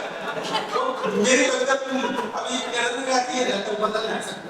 अरे तुम्हें जो करना वो करो, हो सकता पता है कभी कोई काम जो लिखने का काम है बेकार नहीं जाता, पर एक बात करो बेकार हो जाएगा, लेकिन वो दूसरे का रास्ता, दूसरी कविता का रास्ता खोल देगा, तीसरी कविता का रास्ता खोल देगा, है ना। हो सकता है तुम्हें लगेगा यार ये कविता ये तो बहुत बड़ा हो गया, तो इस पर कहानी लिख दूं, कहानी लिख दूं, तो ये तुम्हारे अंदर जो चीज घुमड़ी है वो खुद उसका माध्यम ही ढूंढ लेंगे, इस पर कविता लिखूं या कहानी लिखूं, हो सकता है नाटक लिखूं इस पर, तो ये सब बातें लोग से बहुत ज्यादा जुड़ती आएंगी। इसलिए ये चक्कर मत पड़ो कि मैं लिखूंगा, पहले लिखो उसके बाद रिजेक्ट करो उसे, लिखने से पहले मत रुको, जो भी आ रहा है कचरा भी है तो उसे फेंको, उसके बाद देखो क्या है, कोई अच्छी चीज निकाल लो बाद।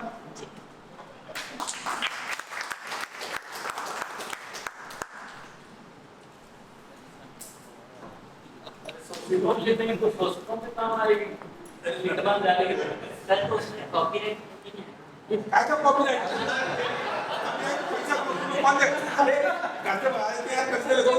पैसा देगा कोई, कॉपीराइट का मतलब पैसा देगा, लाइव में कोई नकल में है सर। जैसे मैं वो कविता, अरे वो नाराज जी कविता में फटे हुए धूप पर गई कोकिला खूब बाल हमारा कर सकी शासन की बंदूक, क्या करेगी कोई पुलिस रोक सकती, कोई बोलो यार। नहीं आप कुछ बोल रहे थे सर। वो जो मैं साइकिल वाला जो पूरा था ना कविता हिंदी का, तो वो नीलोत्पल मृणाल जी हैं, वो फिल्म बनाने वाले लड़के एक कविता आते हैं, सेम लाइफ है, तो उसी लय पे मैंने ये साइकिल वाला लय पर कोई कॉपीराइट नहीं। ले लो लय में नहीं है, शब्द कॉपी नहीं कर केदारनाथ को छोड़ो पढ़ना, नागार्जुन को पढ़ो, केदारनाथ हाँ, ये भगवान, तो- निर्मला पुत्री, सब मंच इधर उधर को मत पढ़ो। अभी अच्छे लोगों को थोड़ा पढ़ो। ये निरोत्पन्न मृणाल है, नई हिंदी के गैंग बना, छोड़ो, कोई मतलब नहीं। लेकिन जैसे एक बात ये हुई, नई हिंदी चल रही है ना, हाँ, गैंग बिल्कुल। वो बेकार है। हाँ नहीं, वो तो एक जो लक्ष्मण जी ने जो बात की थी वो मैं जोड़ना चाहता हूँ।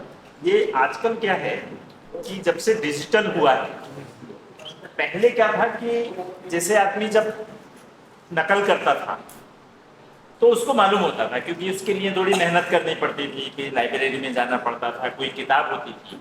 अभी क्या होता है कि हम लोग ज़्यादातर कट पेस्ट करते हैं, लैपटॉप में भी होंगे, मोबाइल में भी तुरंत गूगल आ जाता है, कट पेस्ट करते हैं। तो कई बार हमको पता नहीं चलता कि हम जो है कुछ नकल कर रहे हैं। हमको लगता है कि वहाँ से लेके ये अभी की, ये पिछले 10 साल की ये एक काफ़ी बड़ी चीज़ है। लेकिन क्या होता है कि जैसा ही अगर आप करोगे, मान लो जैसा एग्ज़ाम में होता है कि एग्ज़ाम ज़्यादातर जो परीक्षाएं होती हैं उनका मतलब आपको परीक्षा में आपको सबसे अच्छा रिजल्ट देना है, तो आप कोचिंग करवा के करो, चाहे प्रश्न पत्र आउट करके कर लो या रात भर रट के कर लो, परीक्षा का ज्ञान से कोई संबंध नहीं। उसी तरीके से अगर आपको किसी को प्रभावित करना है, मतलब हो सकता है कि आपको किसी समूह को प्रभावित करना हो, अपनी प्रेमिका को प्रभावित करना हो, है ना, अपने पेरेंट्स को करना हो या दोस्तों को करना हो, वो फिर क्या है कि आपका वो लक्ष्य दूसरा हो गया। उसके लिए तो आप जो भी करोगे, लेकिन वो मौलिकता नहीं होगी। ये मैं इसलिए ये बात थोड़ा मतलब विस्तार से बोल रहा हूँ कि ये नई पीढ़ी के सामने ये बड़ी समस्या है ये। तो इसलिए प्रभाव जो होता है, जैसे आप किसी कवि को पढ़ोगे जो आपका पसंदीदा कवि हो गया, जैसे कह रहे थे नागार्जुन, मुक्तिबोध, है ना, शमशेर बहादुर सिंह, कोई भी एक, तो हो सकता है कि या विनोद कुमार शुक्ल जैसे छत्तीसगढ़ के कवियों पे और कथाकारों पर आपको लगता है बात के कि जैसे विनोद कुमार शुक्ल का प्रभाव है या रघुवीर सहाय का प्रभाव है, वो एक बिल्कुल अलग बात है, किसी का प्रभाव होगा।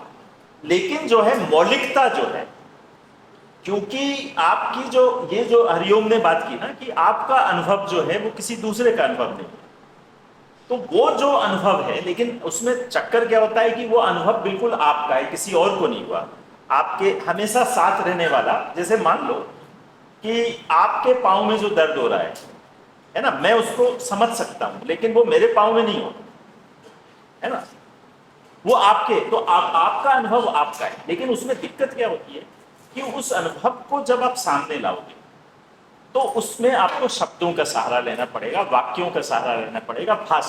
भाषा किसी की निजी नहीं होती, भाषा जो है सामाजिक होती है।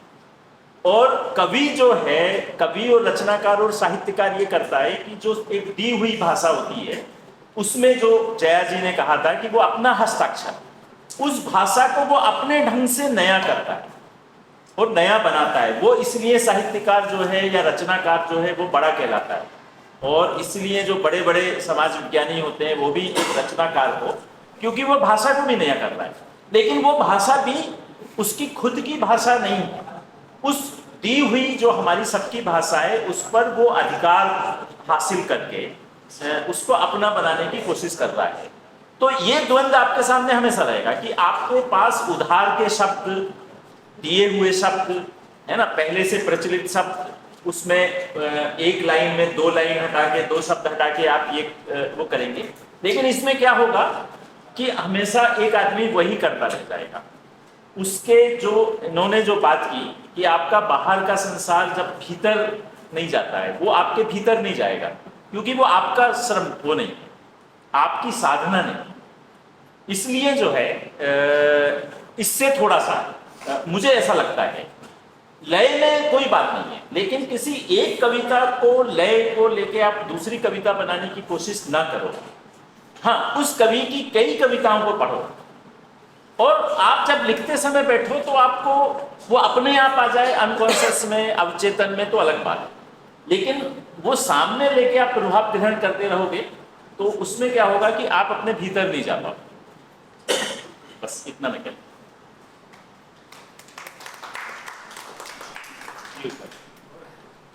कविता लेकिन लिखते रहो आप, बस मेन पॉइंट अच्छे कवि पढ़ते रहो, लिखते रहो, पढ़ते रहो। हरिओम ने जो कहा जो भी लिखो। बहुत जरूरी, पढ़ना बहुत जरूरी। नहीं तो तुम्हारा विश्वास आ जाएगा। ये मतलब नहीं है हिंदी वाला। तो हम ये दूसरा दिन है और आखिरी सत्र में है हम लोग। अब जो भी बात कही जाएगी वो लगभग एक तरह का दोहराव ही होना है कविता को लेकर। कल से हम बात कर रहे हैं इस पर। तो मैं पहले ये कहूँ इस सत्र की बातचीत में कि मैं यह शुरू से जब यहाँ नहीं आया था तब से मानकर चल रहा हूँ, अभी भी इस चीज को नहीं भूला है कि यहाँ आने वाले ज्यादातर लोग प्रेरित करके लाए गए कि चलो कुछ सीखोगे। अब कभी नहीं है लगभग लोग या नहीं किया। और दूसरा, कुछ लोग शौक रखते हैं तो यहाँ तक आए हैं और लगभग किसी ने कभी का कुछ लिखा होगा।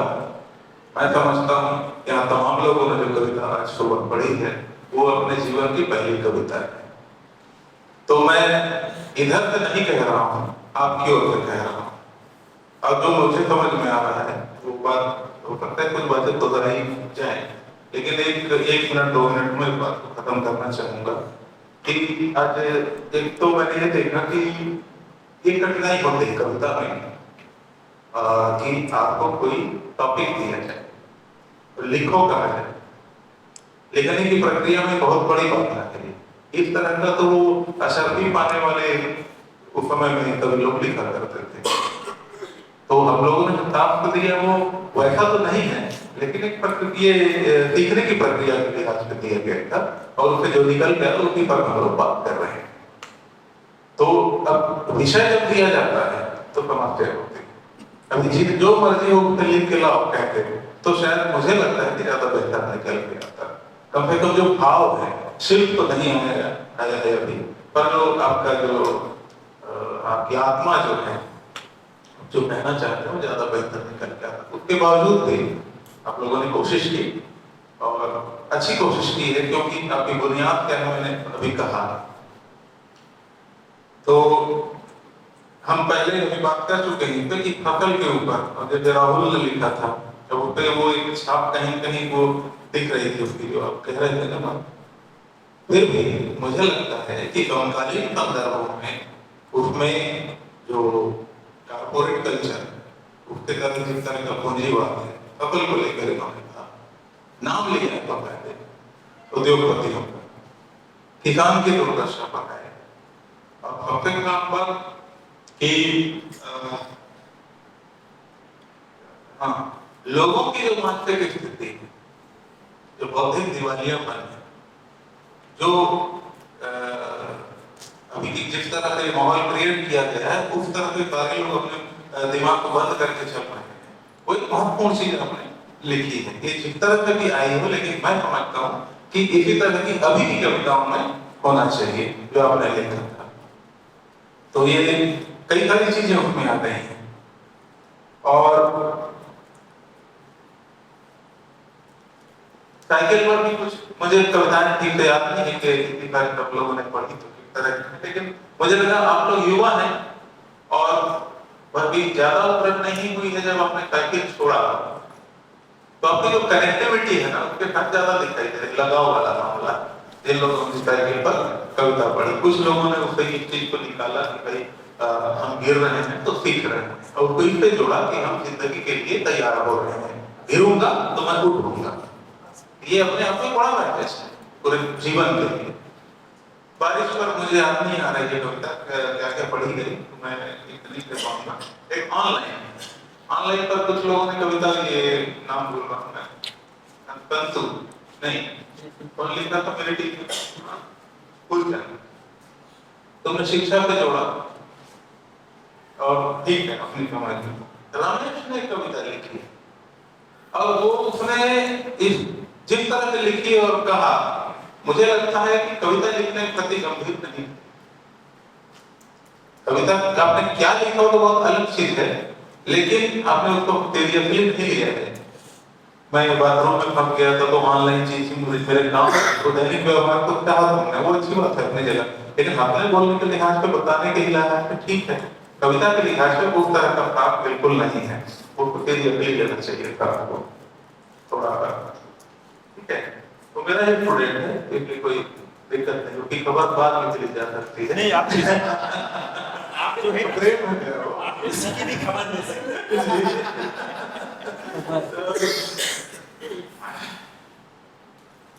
और हाँ, तो मेरे को उसकी भी छत्तीसगढ़ी में लिखी थी, तो भाषा तो बाध्यता नहीं, लेकिन मैंने बताया था कि जो भाव है छत्तीसगढ़ी कविता में लिखा था वो एक ट्रेडिशनल तरीका, पारंपरिक रूप है छत्तीसगढ़ी का। अब मैंने आपको क्या कहा था, कुछ मत कीजिए, आप रात में या अगले दिन कुछ कीजिए, मुझे भेजिएगा, व्हाट्सएप कीजिएगा, ये इस तरह जितनी कुछ लाइनें दिख रही है ना, इसका कुछ नहीं, आप छत्तीसगढ़ी में एक बार अनुवाद करके देखिए। अभी तक एक भाग में छत्तीसगढ़ी में कविता ही नहीं आती, कोई लिखता ही नहीं, लिख के देखे। मैंने 2-4 अनुवाद किए हैं, पालेश्वर शर्मा की कहानी का, वो अंतरंग पत्रिका में आई थी, तो और हम देखेंगे तो अनुवाद किया फैज की नज्म का, हम देखो तो उसमें मुझे एहसास हुआ कि अब ऐसा नहीं है कि आप हिंदी में नहीं लिख रहे हैं और छत्तीसगढ़ी में लिख रहे हैं तो आपके पास विषय नहीं है, या उस भाग के छत्तीसगढ़ी भाग है बाहर नहीं जा सकते, और ये छोटे छोटे अपने छत्तीसगढ़ी में अनुवाद करके भेजिए, ये बड़ा काम आप कर सकेंगे, मुझे ऐसा लगता है, क्योंकि फिर सबको कविता ही नहीं करनी है।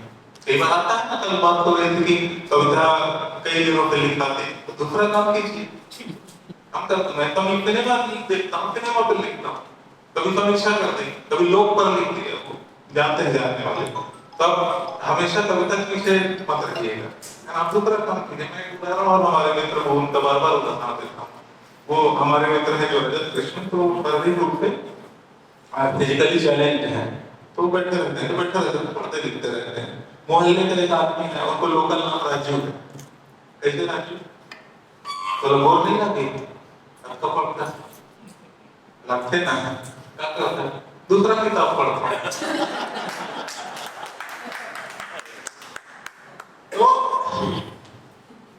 वो जो एक रुचि है हमारे अंदर, हम लोग बहुत ना विविध, अभी क्या है हमारा जो जीवन है बहुत जटिल है और बहुत स्तरीय हो गया पहले की तुलना में, हम कुछ टेक्निकल भी हो गए हैं, कुछ पारंपरिक भी है, कुछ आधुनिक भी है, कुल मिला के कुछ नहीं हो गए। और एक चीज कल मैं सबसे शुरू कहना चाहता था, याद अभी आई, तो आपके माध्यम से सारे युवाओं को कहना चाहूंगा, पूरे देश भर के वैचारिक रूप से इस देश में 18 से 35 वर्ष की आयु के बीच के 70 करोड़ लोग हैं। ये संख्या मनुष्य की इकाई और उसकी ऊर्जा के रूप में देखें तो बहुत बड़ी, दुनिया को बदल देने वाली। बहुत दुख के साथ कहना पड़ता है कि ये वाली जनरेशन अब तक की देखी हुई बौद्धिक दिवालियेपन की जनरेशन में सबसे मतलब आगे है। अभी की जनरेशन में जो वैचारिक है, सोचने समझने की क्षमता है, वो दूसरी चीजों पे प्रभावित है। हम शिक्षा का सामने इतनी बड़ी चुनौती है आज के समय में, पहले माँ बाप नहीं समझते थे तो बोलते थे गुरुजी इसको थोड़ा समझा देते तो नाम लेते ही सुधर जाता था। अब गुरुजी की भी नहीं सुधरता सुनता है, क्योंकि ऊपर दूसरी चीजों का प्रभाव है। तो आप लोगों से मेरी एक अपेक्षा है और उम्मीद करता हूँ कि आप लोग थोड़ा सा मनुष्य बने, नागरिक बोध हो। एक इंसान के तौर पे ही पैदा हुए, बाकी चीज सामाजिक सिस्टम ने दिया है आपको, जाति धर्म नाम से लेके जेंडर वगैरह सब चीज इसमें आपका कोई होता है। वो एक महत्व इत्तेफाक है कि आपका काम ये है, गांव कुल वंश परंपरा में आप पैदा हो गए।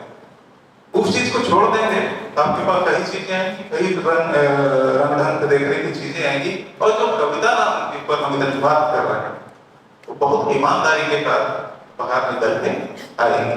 तो वही मनुष्य बनने की भी प्रक्रिया है कविता लिखना। ऐसा नहीं, देखिए लिखने की भी दो स्थितियां होती हैं। बहुत लोग दो ये होता है, लेखन में संवेदना और संवेदना में लेखन। मैं जब भी कविता मैंने लिखी, मैंने संवेदना में आई आकर लिखा है, इसलिए एकदम छम भार बह रहा है ऐसे वाला जो आ जाता है मामला, मेरी कविताओं में है पंक्तियां जानने वाले यहाँ तब जाके मैं कुछ लिखता हूँ। वरना कोई जरूरत थोड़ी है कविता लिखना रोज। मैंने लिखा था कि ये कविता उत्पादन का स्वर्ण काल है, तो उधर भी मत जाइएगा, आपके मन में जा पाए जब आपकी मनुष्यता जोर मारे कुदरत को, पंछी को दिखा। बड़े आहिस्ते से बहुत ही पोलाइट ढंग से नेता जी ने आप लोगों को बताया है कि किस तरह की चीजें होती है। बड़ा अच्छा आपका उदाहरण था वो कविता के जो विषय है या जो ठीक है वो बिजली की तरह दिखता है हमको। उसी पर हमको रास्ता की तरह दिखता है, जंगल की तरह, नदी की तरह, और वो तत्काल नोट नहीं हुआ वो इस तरह कई बार आता है हमारे अंदर। अब जैसे मणिपुर वाला केस हुआ था महीना पहले, तो रातों की नींद उड़ गई, हम लोग कुछ ही तरह की नींद नहीं आती, तो बहुत चिंता करते हैं। लोगों कुछ होता नहीं देखते हैं तो और चिंता व्याकुल हो जाते हैं। कैसे लोग फिर भी हंस रहे हैं, बोल रहे हैं, बर्थडे मना रहे हैं, सेलिब्रेशन कर रहे हैं, तमाम चीजें। दुनिया को मैंने कहा ना कि बहुत जटिल होते जा रहे हैं। सुबह का मातम शाम के सेलिब्रेशन में कब बदल जाता है, हम इस जीवन में आते हैं। एक ही आप फेसबुक को स्क्रॉल करते हैं, व्हाट्सएप में मैसेज आता है, एक को नमन करते हैं, दूसरे को हैप्पी बर्थडे बोलते हैं। ये हमारा तो जीवन है। आप अपने मनुष्य को बचाने की चुनौती आपके सामने बहुत ज्यादा है, क्योंकि आप लोग युवा हैं, अभी बहुत समय पड़ा हुआ है, और यही समय है जब आप बदल सकते हैं चीजों को। युवा क्या, अब उसके ऊपर मैं नहीं बोलूंगा, थोड़ा भाव में बह रहा था मैं, और वो जरूरी भी लगता है जब सब लोग अलग अलग जगह पे मिलने आए हो तो उनको बोलना। और प्रेम पर राहुल ने तो कल आते ही इन्होंने घोषणा की कि मैं प्रेम पर था तो भरी शायरी लिखता हूँ, तभी मैं समझ गया था कि हम लोगों का दिल ना बड़ा वो बुरा होना। तो एक एक मतलब इंतजार था, तो हमने खूब मनोरंजन भी किया हमारा आज सुबह भी कल भी, तो उसके लिए तो आशीर्वाद है तुमको। लेकिन बेटा प्रेम निजी सबका होता है, बिल में प्रेम कविताएं, और वो दूसरे की कम हो जाए, और वो प्रेम बड़ा कैसे हो, वो संसार के लिए कैसा उधर छोड़ दो। कल मैंने उदाहरण दिया था कि वो प्रिय चीजें होती है तो हम इमोजी लगाते हैं, लाल वाला था, रंग वाला करता है, वो धड़कन जब जमाने के लिए हो, दुख के लिए हो, दुख दर्द के लिए हो, तब आपका प्रेम क्या है, बड़ा विस्तारित हो जाता है ना। तो उधर आप ध्यान दीजिएगा। और बाकी शब्द की समस्या ये है कि हमारे पास जितने युवा हैं, छत्तीसगढ़ के स्थानीय युवा हैं, और हम लोग अगर अच्छी हिंदी की बात करें तो उसमें एक पारंपरिक रूप से अपने पृष्ठभूमि के कारण कमजोर है। आप कमजोर नहीं हैं, उसकी वजह है, तो उस वजह को दूर कैसे किया जा सकता है, पढ़ के। और घूम फिर बातों की पढ़ने पे आ गई, तो जो आप लोग पसंद नहीं करते। समस्या ये है, फिर वही बात आ गई पढ़ने पे, तो पढ़ना तो पड़ेगा। मैं फिर उदाहरण कल को मैंने दिया था, मैं अबूझमाड़ में पैदा हुआ, आज लोग बक्सर जाने का आज भी डरते हैं। उतना पहले वहां मैंने आंखें खोली, गोंडी भाषा बोलता था बहुत सारा करके, वो इधर आए तो सब ठीक है, आज जानता होता कितना काम कर सकता था, ये लगता है। तो मैं कहते जो भी मैं नहीं कहता बहुत विद्वान है, बहुत अच्छी मेरी भाषा है, मैं नहीं समझता, फिर भी जो कुछ भी उस जमाने से मुझे मिला तो किससे मिला, पढ़ने से मिला। और पढ़ना क्या था, दुनिया में क्या हो रहा है, पढ़ने पलटते थे, आंख खोलते किताबें घर में दिखी।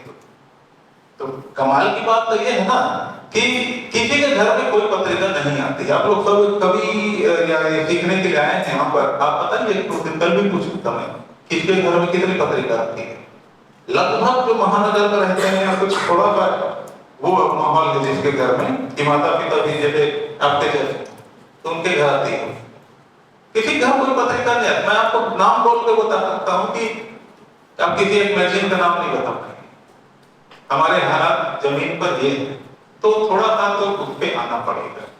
आप चलिए नहीं पढ़ना चाहते, डिजिटली आपको मौजूद किताबें, डिजिटल पढ़िए, कुछ पढ़ने का शौक को बढ़ाइए। तो आगे देखें, सबका जो शिल्प है लिखने का अभी बहुत कच्चा है, लेकिन पहली बार है ना, तो पहली बार तो होता है, इसलिए आपको दूध भात है ना। और उसके लिए क्या समाधान है, ढेर सारी कविताएं पढ़िए। ढेर सारी कविताओं का मतलब ये है, पारंपरिक रूप से सब लोगों ने बहुत सारी बात की पर कि तमाम कविताओं को पुरानी पढ़ते आ रहे हैं, लेकिन उससे क्या होगा, वहां रुके रहेंगे। अब 2023 में कौन सी भाषा है, कौन सी समस्या है, किस तरह का संदर्भ है, वो आपको पता रहना चाहिए। तो उसके लिए दुनिया को जाने, इतिहास को भी जानना। कल ही बता रहे थे कि सारे विषयों का ज्ञाता होना साहित्यकार को जरूरी है, और हर जगह वो दखल अंदाजी कर सकता है ना। तो सारी चीजों को पढ़िए। हिंदी कविता पढ़ते बोर लग गया, इतिहास पढ़िए, क्या दिक्कत है? इतिहास तो बहुत पुराना का रहा है ऐसे भी। तो विभिन्न प्रकार को पढ़िए, चाहे वो है ना, हाँ, तमाम को पढ़िए, क्या दिक्कत है? तो वहां से भी बोर होने के बाद नहीं, और जाइए पढ़िए, वो काम आएगा आपकी कविता रचने और साहित्यकार बनने में। एक चीज और क्या होती है, मानविकता। ये तो मुझे लगता है कितना भी वैज्ञानिक और गुणवत्ता की बात हो जाए, मार्मिकता और कोमलता, उस पर कविता का अपना एक सौंदर्य है, वो रहना चाहिए। तो बहुत शुष्क किस्म की कविता अपने आप में अच्छी तो होती है, लेकिन ना पाठक ज्यादा लोग जुड़ नहीं पाते हैं। वो कविता अपने में ठीक रहती है, उसका कोई अपना दोष नहीं रहता है। मार्मिकता कैसी हो, जो आपके दिल में उठे वही दूसरे के दिल में उसका इम्पैक्ट आना चाहिए, ठीक है ना। तो उस तरह की मार्मिकता होगी तो प्रभाव छोड़ेगी। तुम्हारे सीने से उठता धुआं हमारे दिल पे गुजर पड़ा, ये वाली बात जब आ जाए आपके कहने में, तो कहना नहीं कहना, वही तो जो पता है एक दूसरे को, क्योंकि आप वाह वाह ये बहुत सुंदर करते हैं। और सरोकार, मैं फिर भी तो उदाहरण दूंगा कि कोई किसी तरफ है, कोई किसी की तरफ, कहाँ है शहर में, और कोई जिंदगी की तरफ।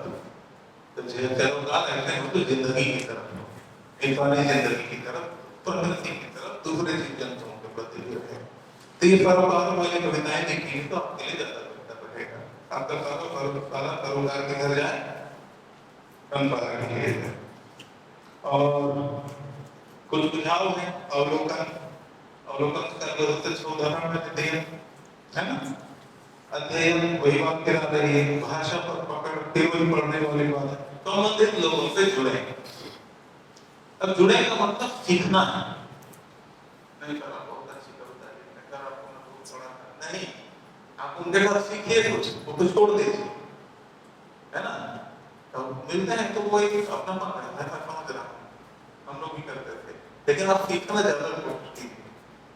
और एक महत्वपूर्ण बात, भाई कवि होना बहुत जरूरी नहीं है, ये जबरदस्ती का कवि होने वाला मामला तो छोड़ दीजिए। नहीं बन रहा है ना साहित्य के उसमें अच्छी बात है, नहीं लेकिन मेरे को बनना ही है, तो ऐसा नहीं है तो छोड़ दीजिए, कुछ और कीजिए। जैसे मैंने कहा, तो आप कहानी लिखिए, तो उपन्यास लिखिए, निबंध लिखिए, कितना सीखते लिखने के लिए, ट्रेवलर लिखिए, नए हार मारना है लिखने के लिए, वो सब लिखिए आप। और अब की कविता मुझे ऐसा लगता है, हालांकि मुक्तिबोध का एक स्टेटमेंट है जो उसमें कहा है उन्होंने कि सरकारी नहीं, प्रगतिशील शब्द पे मैं डरता नहीं, पर दुर्भाग्य से अब मैं एक सरकारी कर्मचारी हूँ और सरकारी कर्मचारी की आत्मा नहीं होती है, मैं जमीर का सौदा कर रहा हूँ आत्मा को बेचकर। ये हम जैसे लोगों को तो बहुत ज्यादा लागू होती है, हम खुल के कह नहीं पाते, फिर भी कहते हैं कि साहित्यकार का यही तो है व्यंजना की भाषा, कि हम कह भी दो, अगले को लग भी जाए लेकिन आपको कह ना सके, है ना। तो ये तो पहले बहुत पहले भी चला आ रहा है, एक तरह की परंपरा। तो एक्टिविस्ट कविता का समय है, मैं चाहता हूं कि कुछ एक्टिविस्ट की कविता लिखूं, लेकिन वही प्रगतिशील शब्द से मैं डरता नहीं, पर मैं सरकारी कर्मचारी हूं, मेरी कोई आत्मा नहीं है। तो आप लोगों के पास तो खुला मैदान है, आप लोग क्रांति कर सकते हैं, फील्ड में आ सकते हैं, है ना, तो दिक्कत नहीं है आप लोगों को, बात में है। तो आप लोग कर सकते हैं इस तरह की बातें और लिख सकते हैं, रोड पे उतर सकते हैं। अब कविता क्या कराती है, मैं आज हमारे ग्रुप में बात कर रहा था, क्या मैं यहाँ सार्वजनिक तौर पर बात तो कह देता हूँ। मैं कल में आया हूँ, जब रोड में निकल रहा हूँ तब तक देख रहा हूँ वो फरना बर्फों बाद आया, मैं समझा क्या गंदी सड़कें, इतना करते हैं, इतना पानी है, आपकी कमर में वो है, हमारे आगे आपकी गाड़ी जा रही थी, तो ये धीरे धीरे क्यों जा रहा है? मैं इतना जल्दी इनको पकड़ के चलिए बोला, तो आप बताएं तो धीरे धीरे ले जा रहा है। मैं बोला कितनी तकलीफ, तो धीरे जाने से भी कहाँ दूर होगी तकलीफ, है ना, जिस तरह के बढ़ के। तो अब कुछ यहाँ पर एक अवस्था है, वहां में यहाँ तक आए हम लोग, हमारे मन में क्या ख्याल नहीं आता है अगर हम कभी और इस तरह के ये हो तो थोड़ा सा एक्टिविस्ट हो जाए, सारे लोग मिलकर एक पत्र लिखते हैं यहाँ के कलेक्टर को कि भैया एक रोड को सुधारवाइए। यहाँ तक तो हो ही नहीं पाता है, करना चाहिए। चाहिए बोलने का मतलब ये होता है कि मैं नहीं करूंगा कोई और करेगा, तो मैं भी गलत बोल रहा हूँ, करूंगा ऐसे बोलना होगा। तो चीजें अगर इस रूप में भी आने लगे साहित्य पढ़ने वाले का, तब तो वो मार्ग दिखा सकता है। दिनकर और उनका कितना बहुत प्रसिद्ध है, नेहरू जी का गिरने लगे तो इस तरह की बहुत सारी बातें हैं। तो ये बात मैं अपनी खत्म कर रहा हूँ और एक किस्सा सुनाता हूँ, कविता नहीं, कविता कल एक आध सुनाऊंगा मैं, रचना पर को लेकर। किस्सा ये है, इस बात को लेकर है आखिर में कि आपको टॉपिक दिया गया था 5 को, इन पर लिखिए। आपने लिखा हो, बात हो ही रही है, लेकिन स्वतःस्फूर्तता और प्रदत्त कार्य में फर्क होता है। क्योंकि अपनी बात की छूट कैसे खत्म करवा।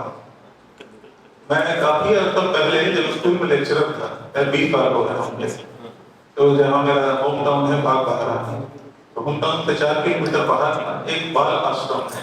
वहाँ पर बच्चे जो हैं वो मतलब माता पिता नहीं है उनके, तो उन लोगों की वो जगह है, उनको वहाँ रखा गया है और लोग स्कूल वगैरह पर चलता है। तो मैं कभी कभी इतवार को चला जाता था मिलने, उनसे बात करने, कुछ पढ़ने लिखने संबंधी, तो थोड़ी बहुत अंग्रेजी पढ़ाता था, ग्रामर वगैरह, और हिंदी में कुछ था नहीं, मुझे लगता था कि हिंदी की कुछ जरूरत नहीं है। तो एक दिन मैंने कहा कि कल आऊंगा, नहीं अगले हफ्ते आऊंगा, तुम लोग कुछ लिख के लाना भाई, लिख के रखना, मैं आके देखूंगा, कुछ भी लिख के लाना। तो गया एक हफ्ते बाद, लगभग 40 बच्चे थे, किसी ने कुछ नहीं। मुझे समझ में आई हमारी शिक्षा व्यवस्था का जो दोष है, गाय पे निबंध लिखना है। ये जो माइंड सेट है ना, इतना गलत सिस्टम बना रखा है बचपन से हम लोगों ने कि दिवाली पे लिखो, 15 अगस्त पे लिखो, अनेकता एकता, यही हमारी विशेषता। आजकल इसको देना जरूरी है, नहीं दे रहे हैं, तो किसी ने कुछ नहीं लिखा।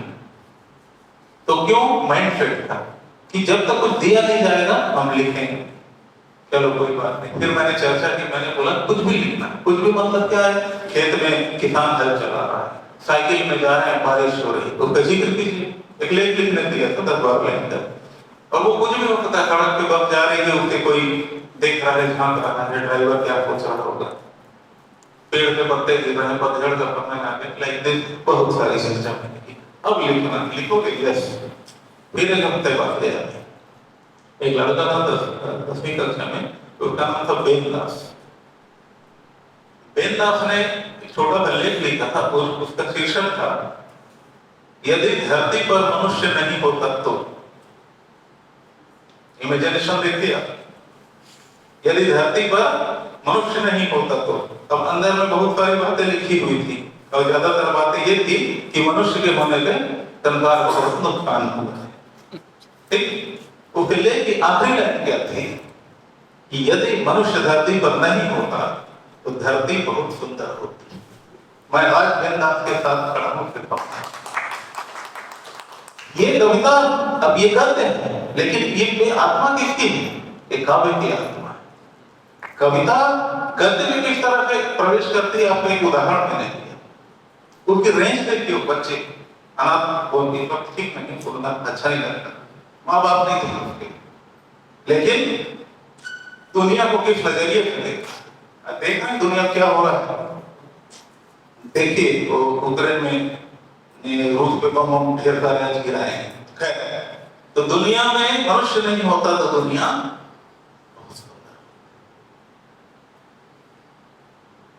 तो आप लोग एक तरह से सोच बना सकते हैं। Thank you.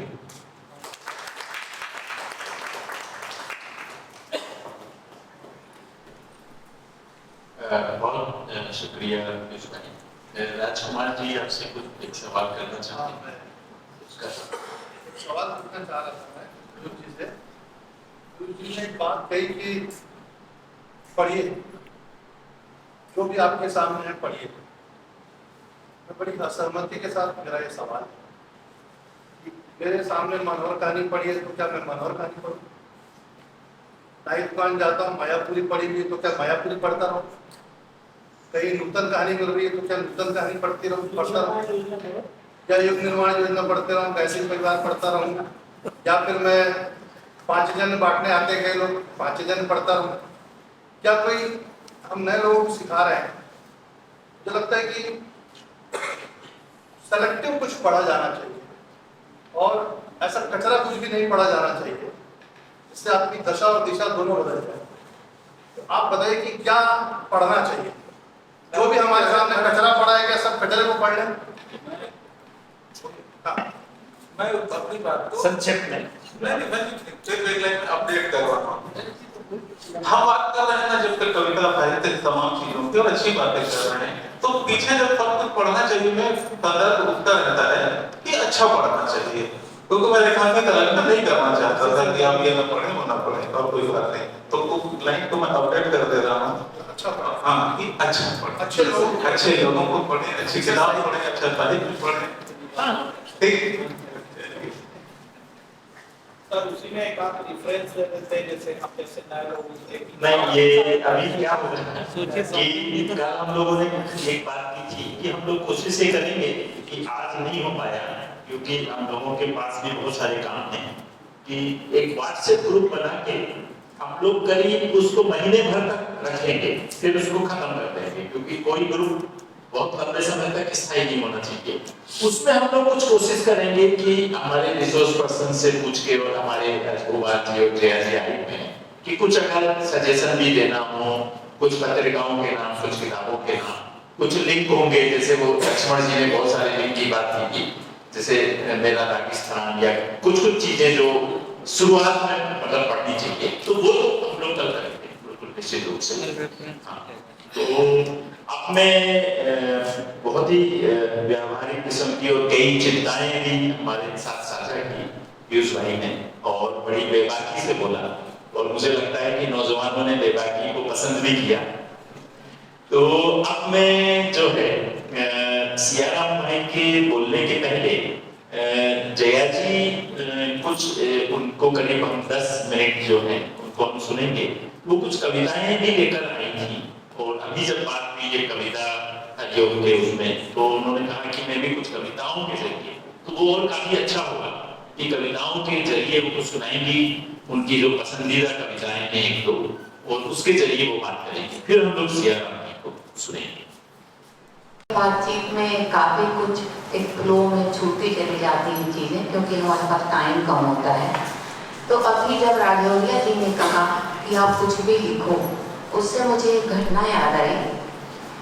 हम पानी निकालने के लिए धरती खोदते हैं ना कहीं भी जहाँ हमें पानी की संभावना होती है, तो पानी कितना नीचे निकलता है, 900 फुट, 1000 फुट, 1200 फुट, पानी इतना नीचे निकलता है। इससे पहले क्या होता है, सिर्फ कचरा होता है। और लिखने का मतलब यही है कि कुछ भी लिखने का मतलब यही है कि आपको जो फ्लो में आता है वो लिखो। आपको एक प्रैक्टिकल एग्जांपल देती हूँ। मेरे एक फ्रेंड हुआ करते थे तेजिंदर, अब नहीं है। वो कई सालों से लिख नहीं पा रहे थे, राइटर ब्लॉक हो गया था, तो इतने डिप्रेशन में रहते थे। तो उनकी वाइफ मेरे को फ़ोन करती थी, बोलती थी जया इनको आके समझाओ ना, 3-3 बजे तक बैठे रहते हैं, डिप्रेशन में जाते जा रहे हैं, नींद की गोलियाँ खाते हैं, कहते हैं मैं लिख नहीं पा रहा हूँ और अब मैं कभी नहीं लिख पाऊँगा। तो मैंने उनको समझाकर किसी तरह राजी किया कि चलो आप डायरी लिखा करो। तो शुरू में वो डायरी बड़ी मुश्किल से एक तो माने, फिर उन्होंने जब डायरी लिखना शुरू किया तो शुरू में जो समाचार न्यूज़ चैनल दिन पर उनके यहाँ खुले रहते थे, बहुत पॉलिटिकल न्यूज़ बहुत ज़्यादा देखते थे, तो शुरू में वही लिखते थे, ये पार्टी है, ये पार्टी ऐसी, ये पार्टी ऐसी, मुझे दिखाते थे। मैं बोलती थी चलने दो, पहले कचरा निकलेगा फिर असली चीज़ आएगी। इसके बाद जब 50-60 पेज उन्होंने ये लिख लिया, इसके बाद उनके अंदर से चीज़ें आई और इसके बाद उन्होंने इतनी अच्छी डायरी लिखी कि 40 पेज उनके कथा देश वालों ने ले लिए छापने के लिए। तो जब हम लिखने की शुरुआत एक बार हो जाती है तो ये आप मान के चलो शुरू में आपको कचरा ही आएगा। तो कचरा आ रहा है तो इससे आप निराश नहीं होना, असंतुष्ट नहीं होना, नहीं असंतुष्ट तो होना पर निराश मत होना, क्योंकि अपने आप पर संतुष्ट नहीं होना चाहिए। मैं आज तक नहीं हूँ, क्योंकि हमसे बड़े बड़े मास्टर ऊपर बैठे हैं जिनको हम पढ़ते देखते आ रहे हैं, तो हम कुछ नहीं है। हम शायद बोलते हैं ना समुद्र की एक बूंद बस होंगे तो होंगे।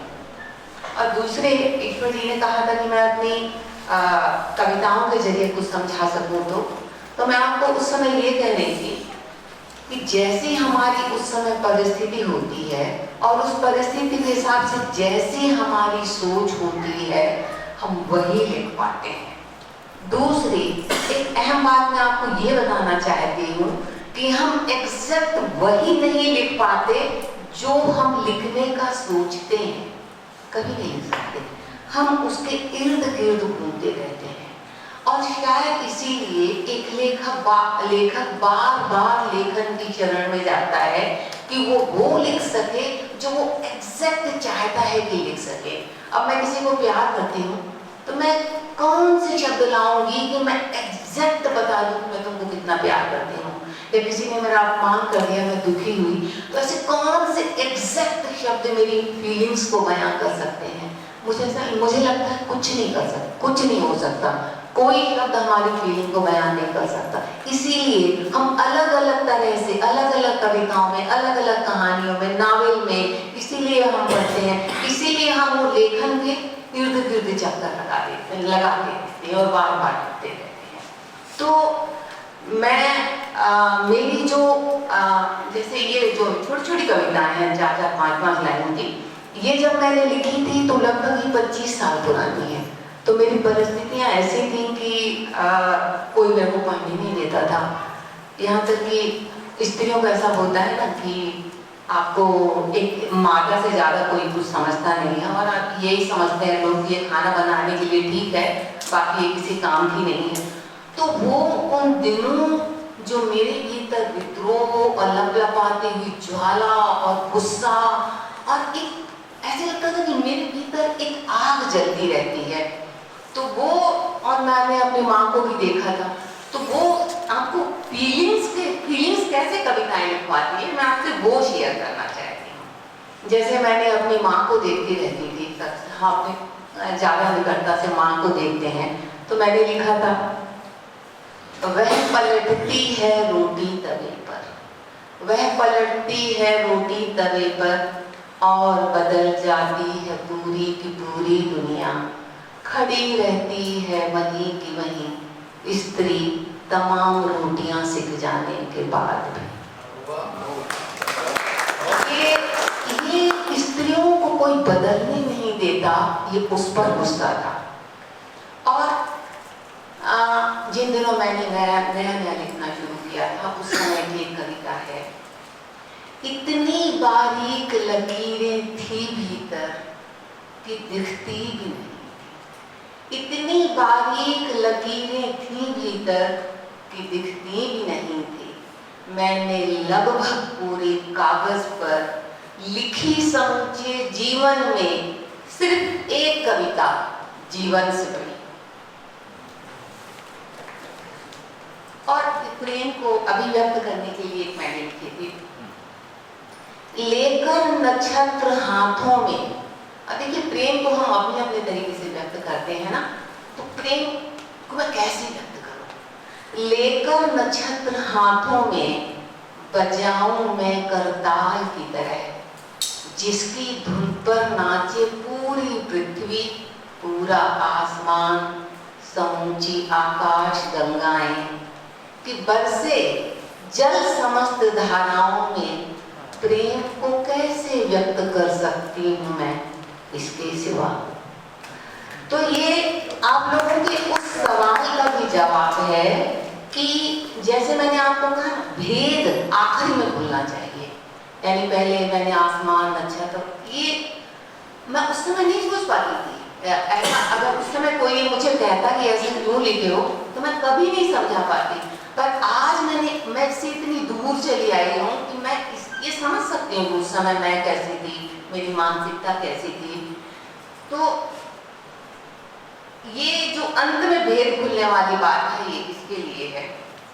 और जैसे एक छोटी सी कविता है, पढ़ते हैं खुद नतीजे निकालते हैं मेरी दीवारों पर, पढ़ते हैं खुद नतीजे निकालते हैं मेरी दीवारों पर, क्या कुछ लिख गए।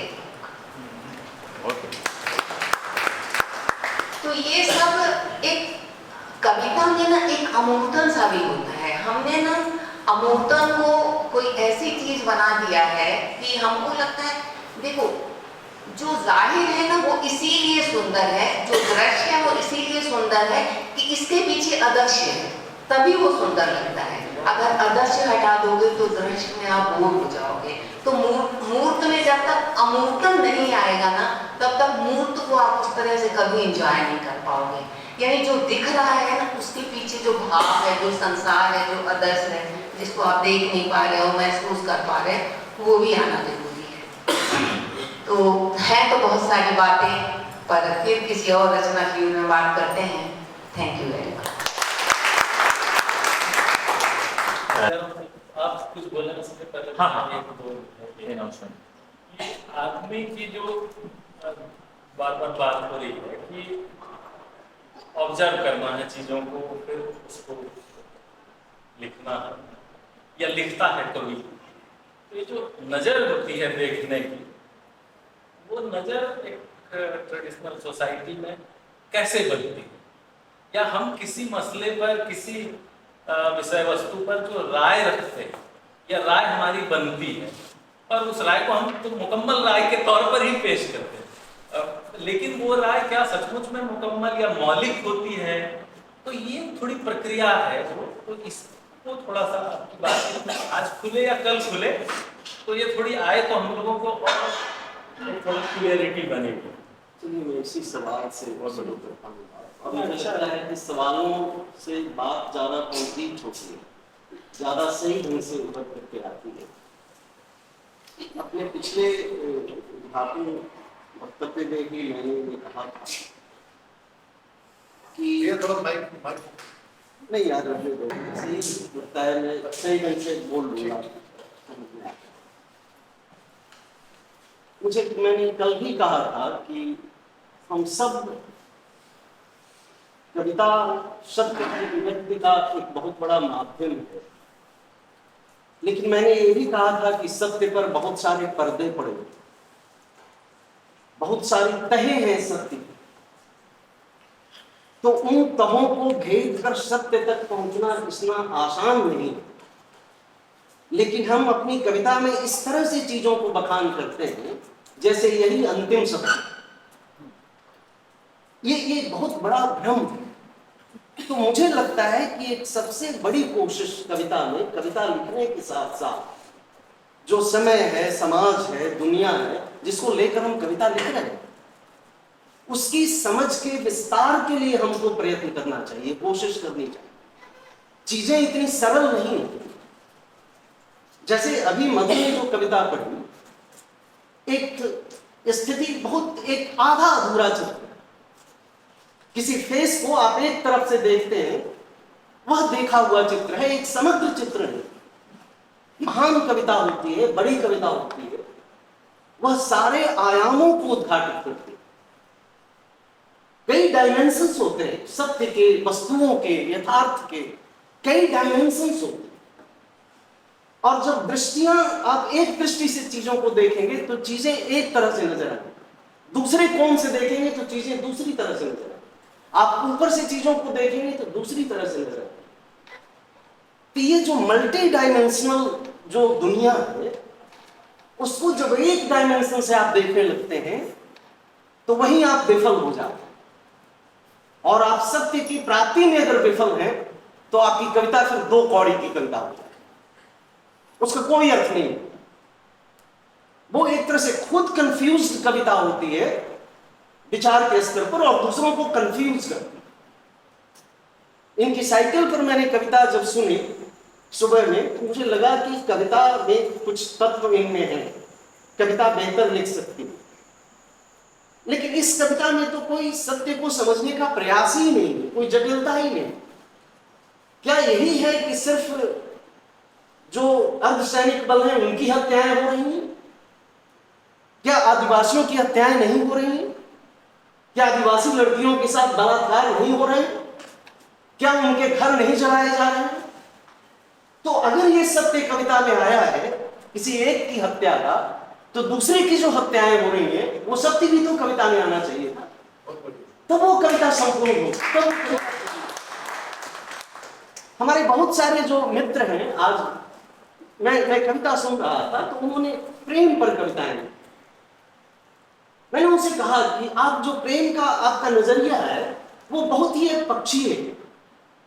चीजें, प्रेम इतना आसान चीज नहीं है, प्रेम बहुत जटिल चीज होता है और उस जटिल प्रेम को बहुत आप सरल ढंग से लिखने की कोशिश करेंगे। हमारे यहाँ बहुत सारी प्रेम पर फिल्मी गीत लिखे गए हैं, कविताएं लिखी गई हैं और उसमें स्त्रियों को, लड़कियों को बेवफा कह दिया जाता था बहुत आसानी से और उसमें सारा दोष लड़की पर मर दिया जाता था।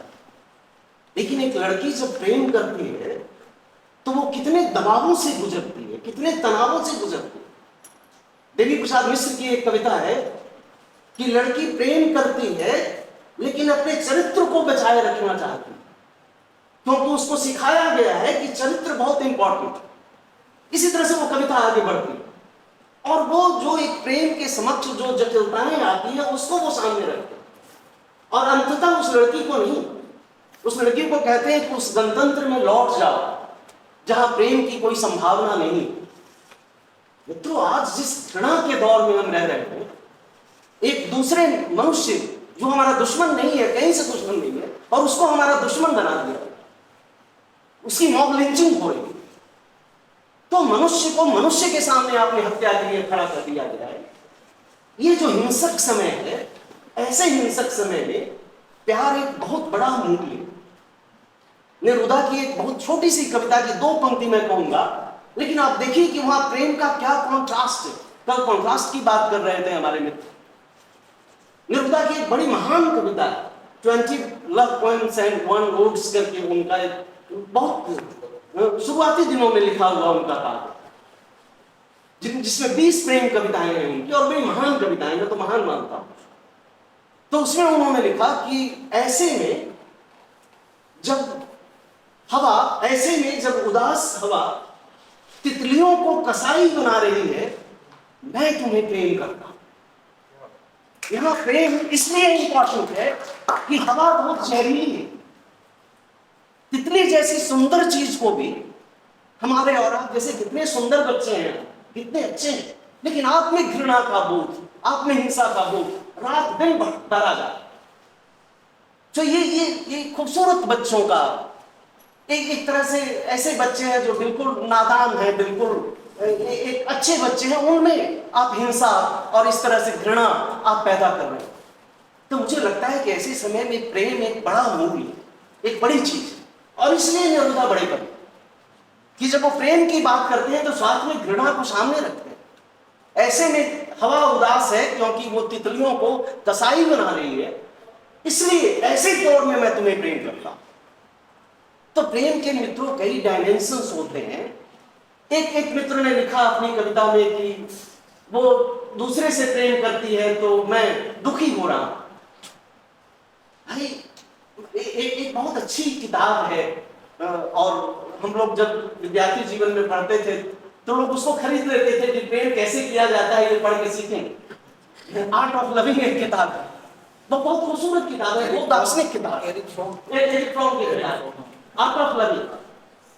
तो उसने कहा कि जो प्रेम है वो हम में से अधिकतर लोग प्रेम के बारे में बड़े मतलब कंफ्यूज हैं। हम ये मान के चलते हम दूसरों से प्रेम नहीं करते, हम चाहते हैं कि हमको कोई प्रेम करे। नहीं तो आपको तो अधिकार है कि आप किसी से प्रेम कीजिए, किसी ने नहीं रोका है, आप प्रेम कीजिए, लेकिन आप चाहते हैं कि आप जिससे प्रेम कर रहे हैं वो आपसे प्रेम करे। लेकिन वो तो सामने वाले पर निर्भर है ना, और उसकी स्वतंत्रता है। कि वो आपसे प्रेम करे या ना करे। इस समाज में, इस लोकतांत्रिक समाज में इसकी तो स्वतंत्रता होनी चाहिए। तो आप उसको कल होके कहेंगे, गोली मार देंगे कि तुमने हमसे प्रेम नहीं किया, तुमसे हमने शादी नहीं की। तो ये प्रेम है क्या? तो इस तरह से प्रेम को जब आप देखेंगे तो प्रेम को बहुत ही संकुचित बने। प्रेम पर कविता लिख करके आप बहुत क्रांतिकारी कविता लिख सकते हैं, परिवर्तन की कविता लिख सकते हैं।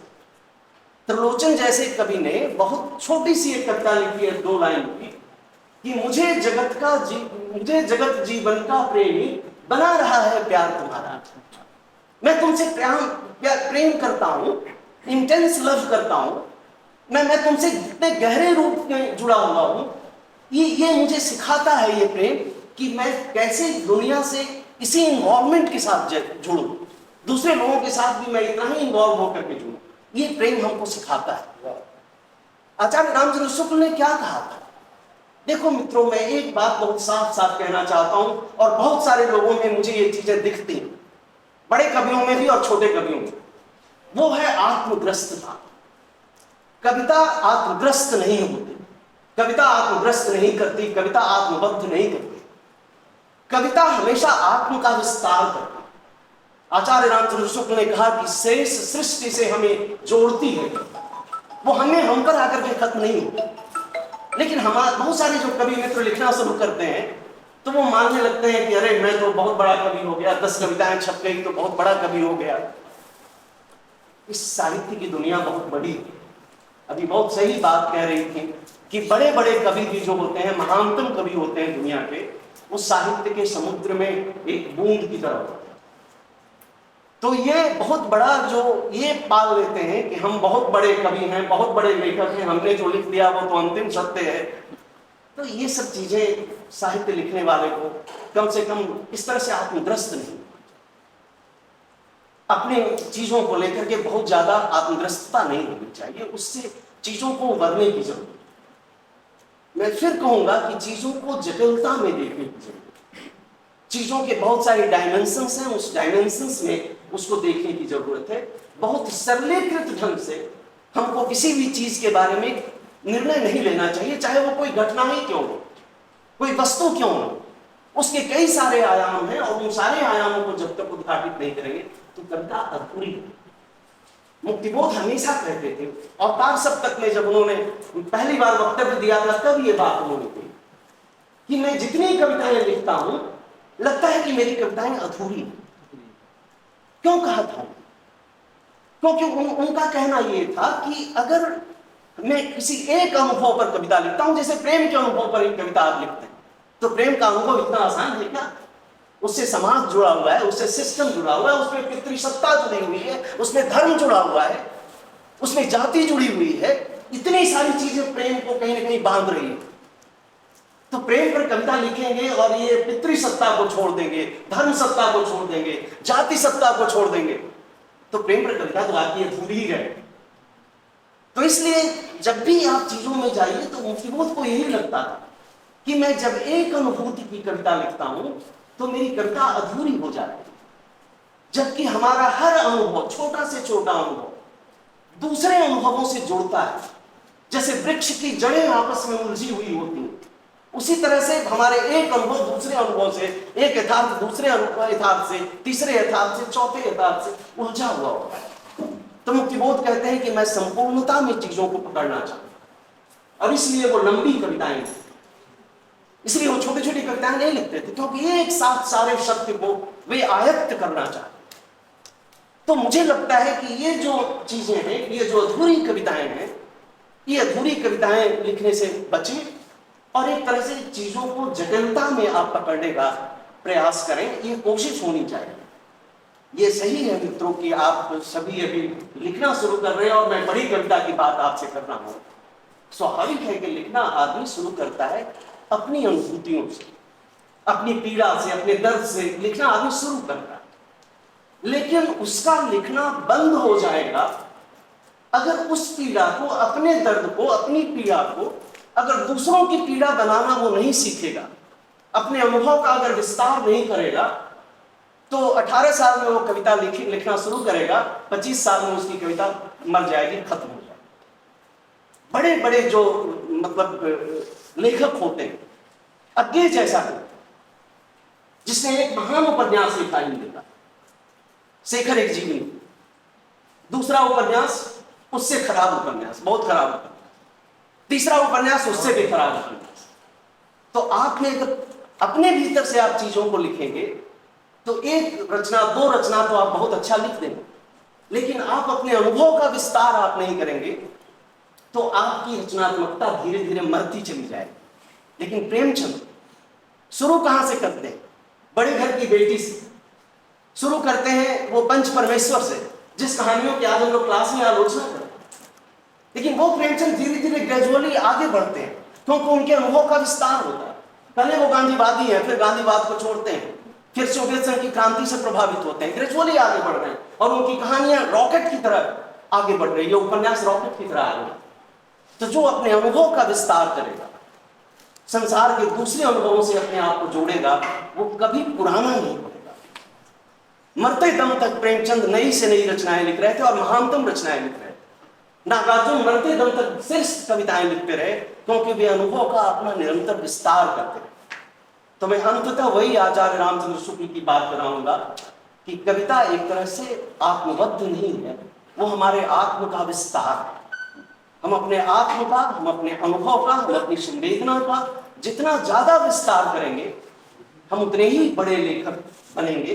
नहीं तो ये कविता का जो अंकुर है वो फूटा है आज आप सबके भीतर, वो बाकी हवा पानी से, धूप से वो एक दिन मुरझा जाएगा अगर आप अपने अनुभव का विस्तार नहीं करेंगे, अपनी संवेदना का विस्तार नहीं करेंगे। तो आप सब कोशिश कीजिए कि अपनी संवेदना का विस्तार करें और ये तभी होगा जब अच्छी रचनाओं को आप पढ़ेंगे, बड़ी रचनाओं को आप पढ़ेंगे। अभी कुछ रचनाकारों के मैंने नाम लिए, मैंने नागार्जुन के नाम लिए, मैंने मुक्तिबोध के नाम लिए, सर्वेश्वर दयाल सक्सेना के नाम ले सकते हैं, रघुवीर सहाय का नाम ले सकते हैं।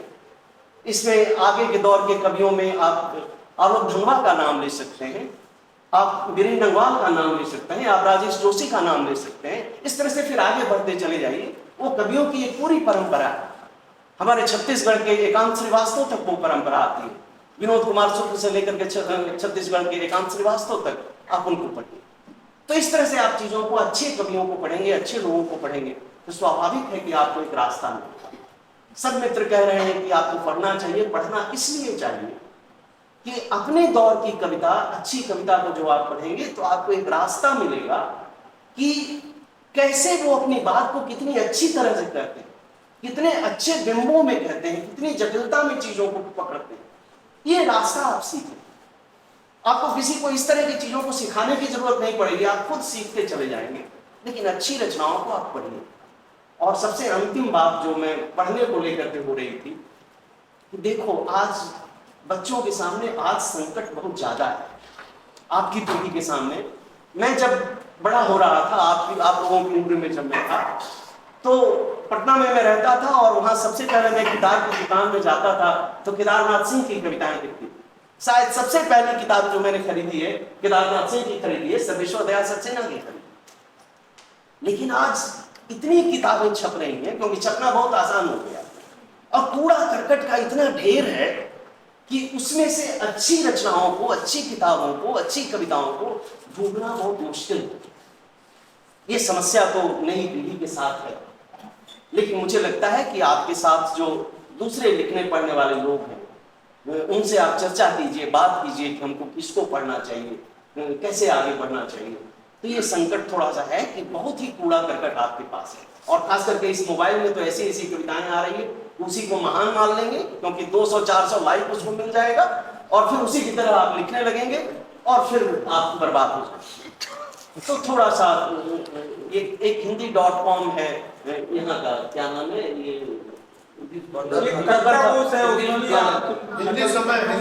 hindi.com हिंदी समय, उस पर आप जाइए और अच्छे अच्छे कवियों की कम से कम 10-12 कविताएं तो हर कवि की, तो वहीं से चीजों को आप पढ़ना शुरू कीजिए। उसमें किताब खरीदने की भी जरूरत नहीं। तो सब नए समकालीन बड़े कवियों को आप वहां से खोजिए, पढ़िए, आपको रास्ता खुद मिलेगा। उस समय 6 बज गया है तो अपने सही समय पर मैं अपनी बात समाप्त कर रहा हूँ, बाकी आगे फिर आप बात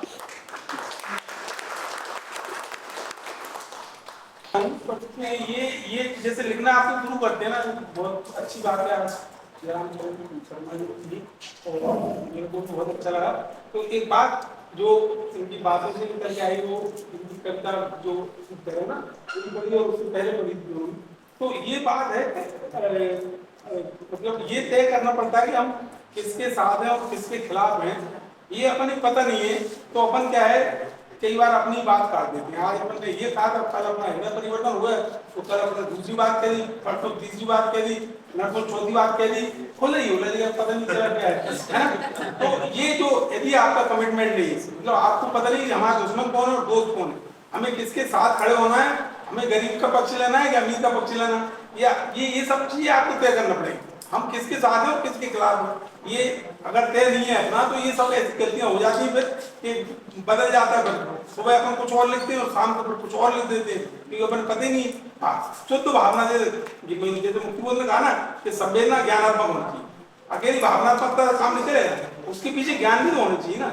ज्ञान नहीं लगाओगे आप शुद्ध भावना की बात करोगे तो शाम सिर्फ भावना की कविता है, ज्ञान उसमें नहीं। तो उसमें ज्ञानात्मक संवेदना की जरूरत है, जो बार बार कहते हैं। तो वो उसको आपको विचार करना पड़ेगा कि हम किस वजह से कविता लिख रहे हैं और किसके लिए लिख रहे हैं, फिर धीरे धीरे समझ में आ जाएगी ये सब बात।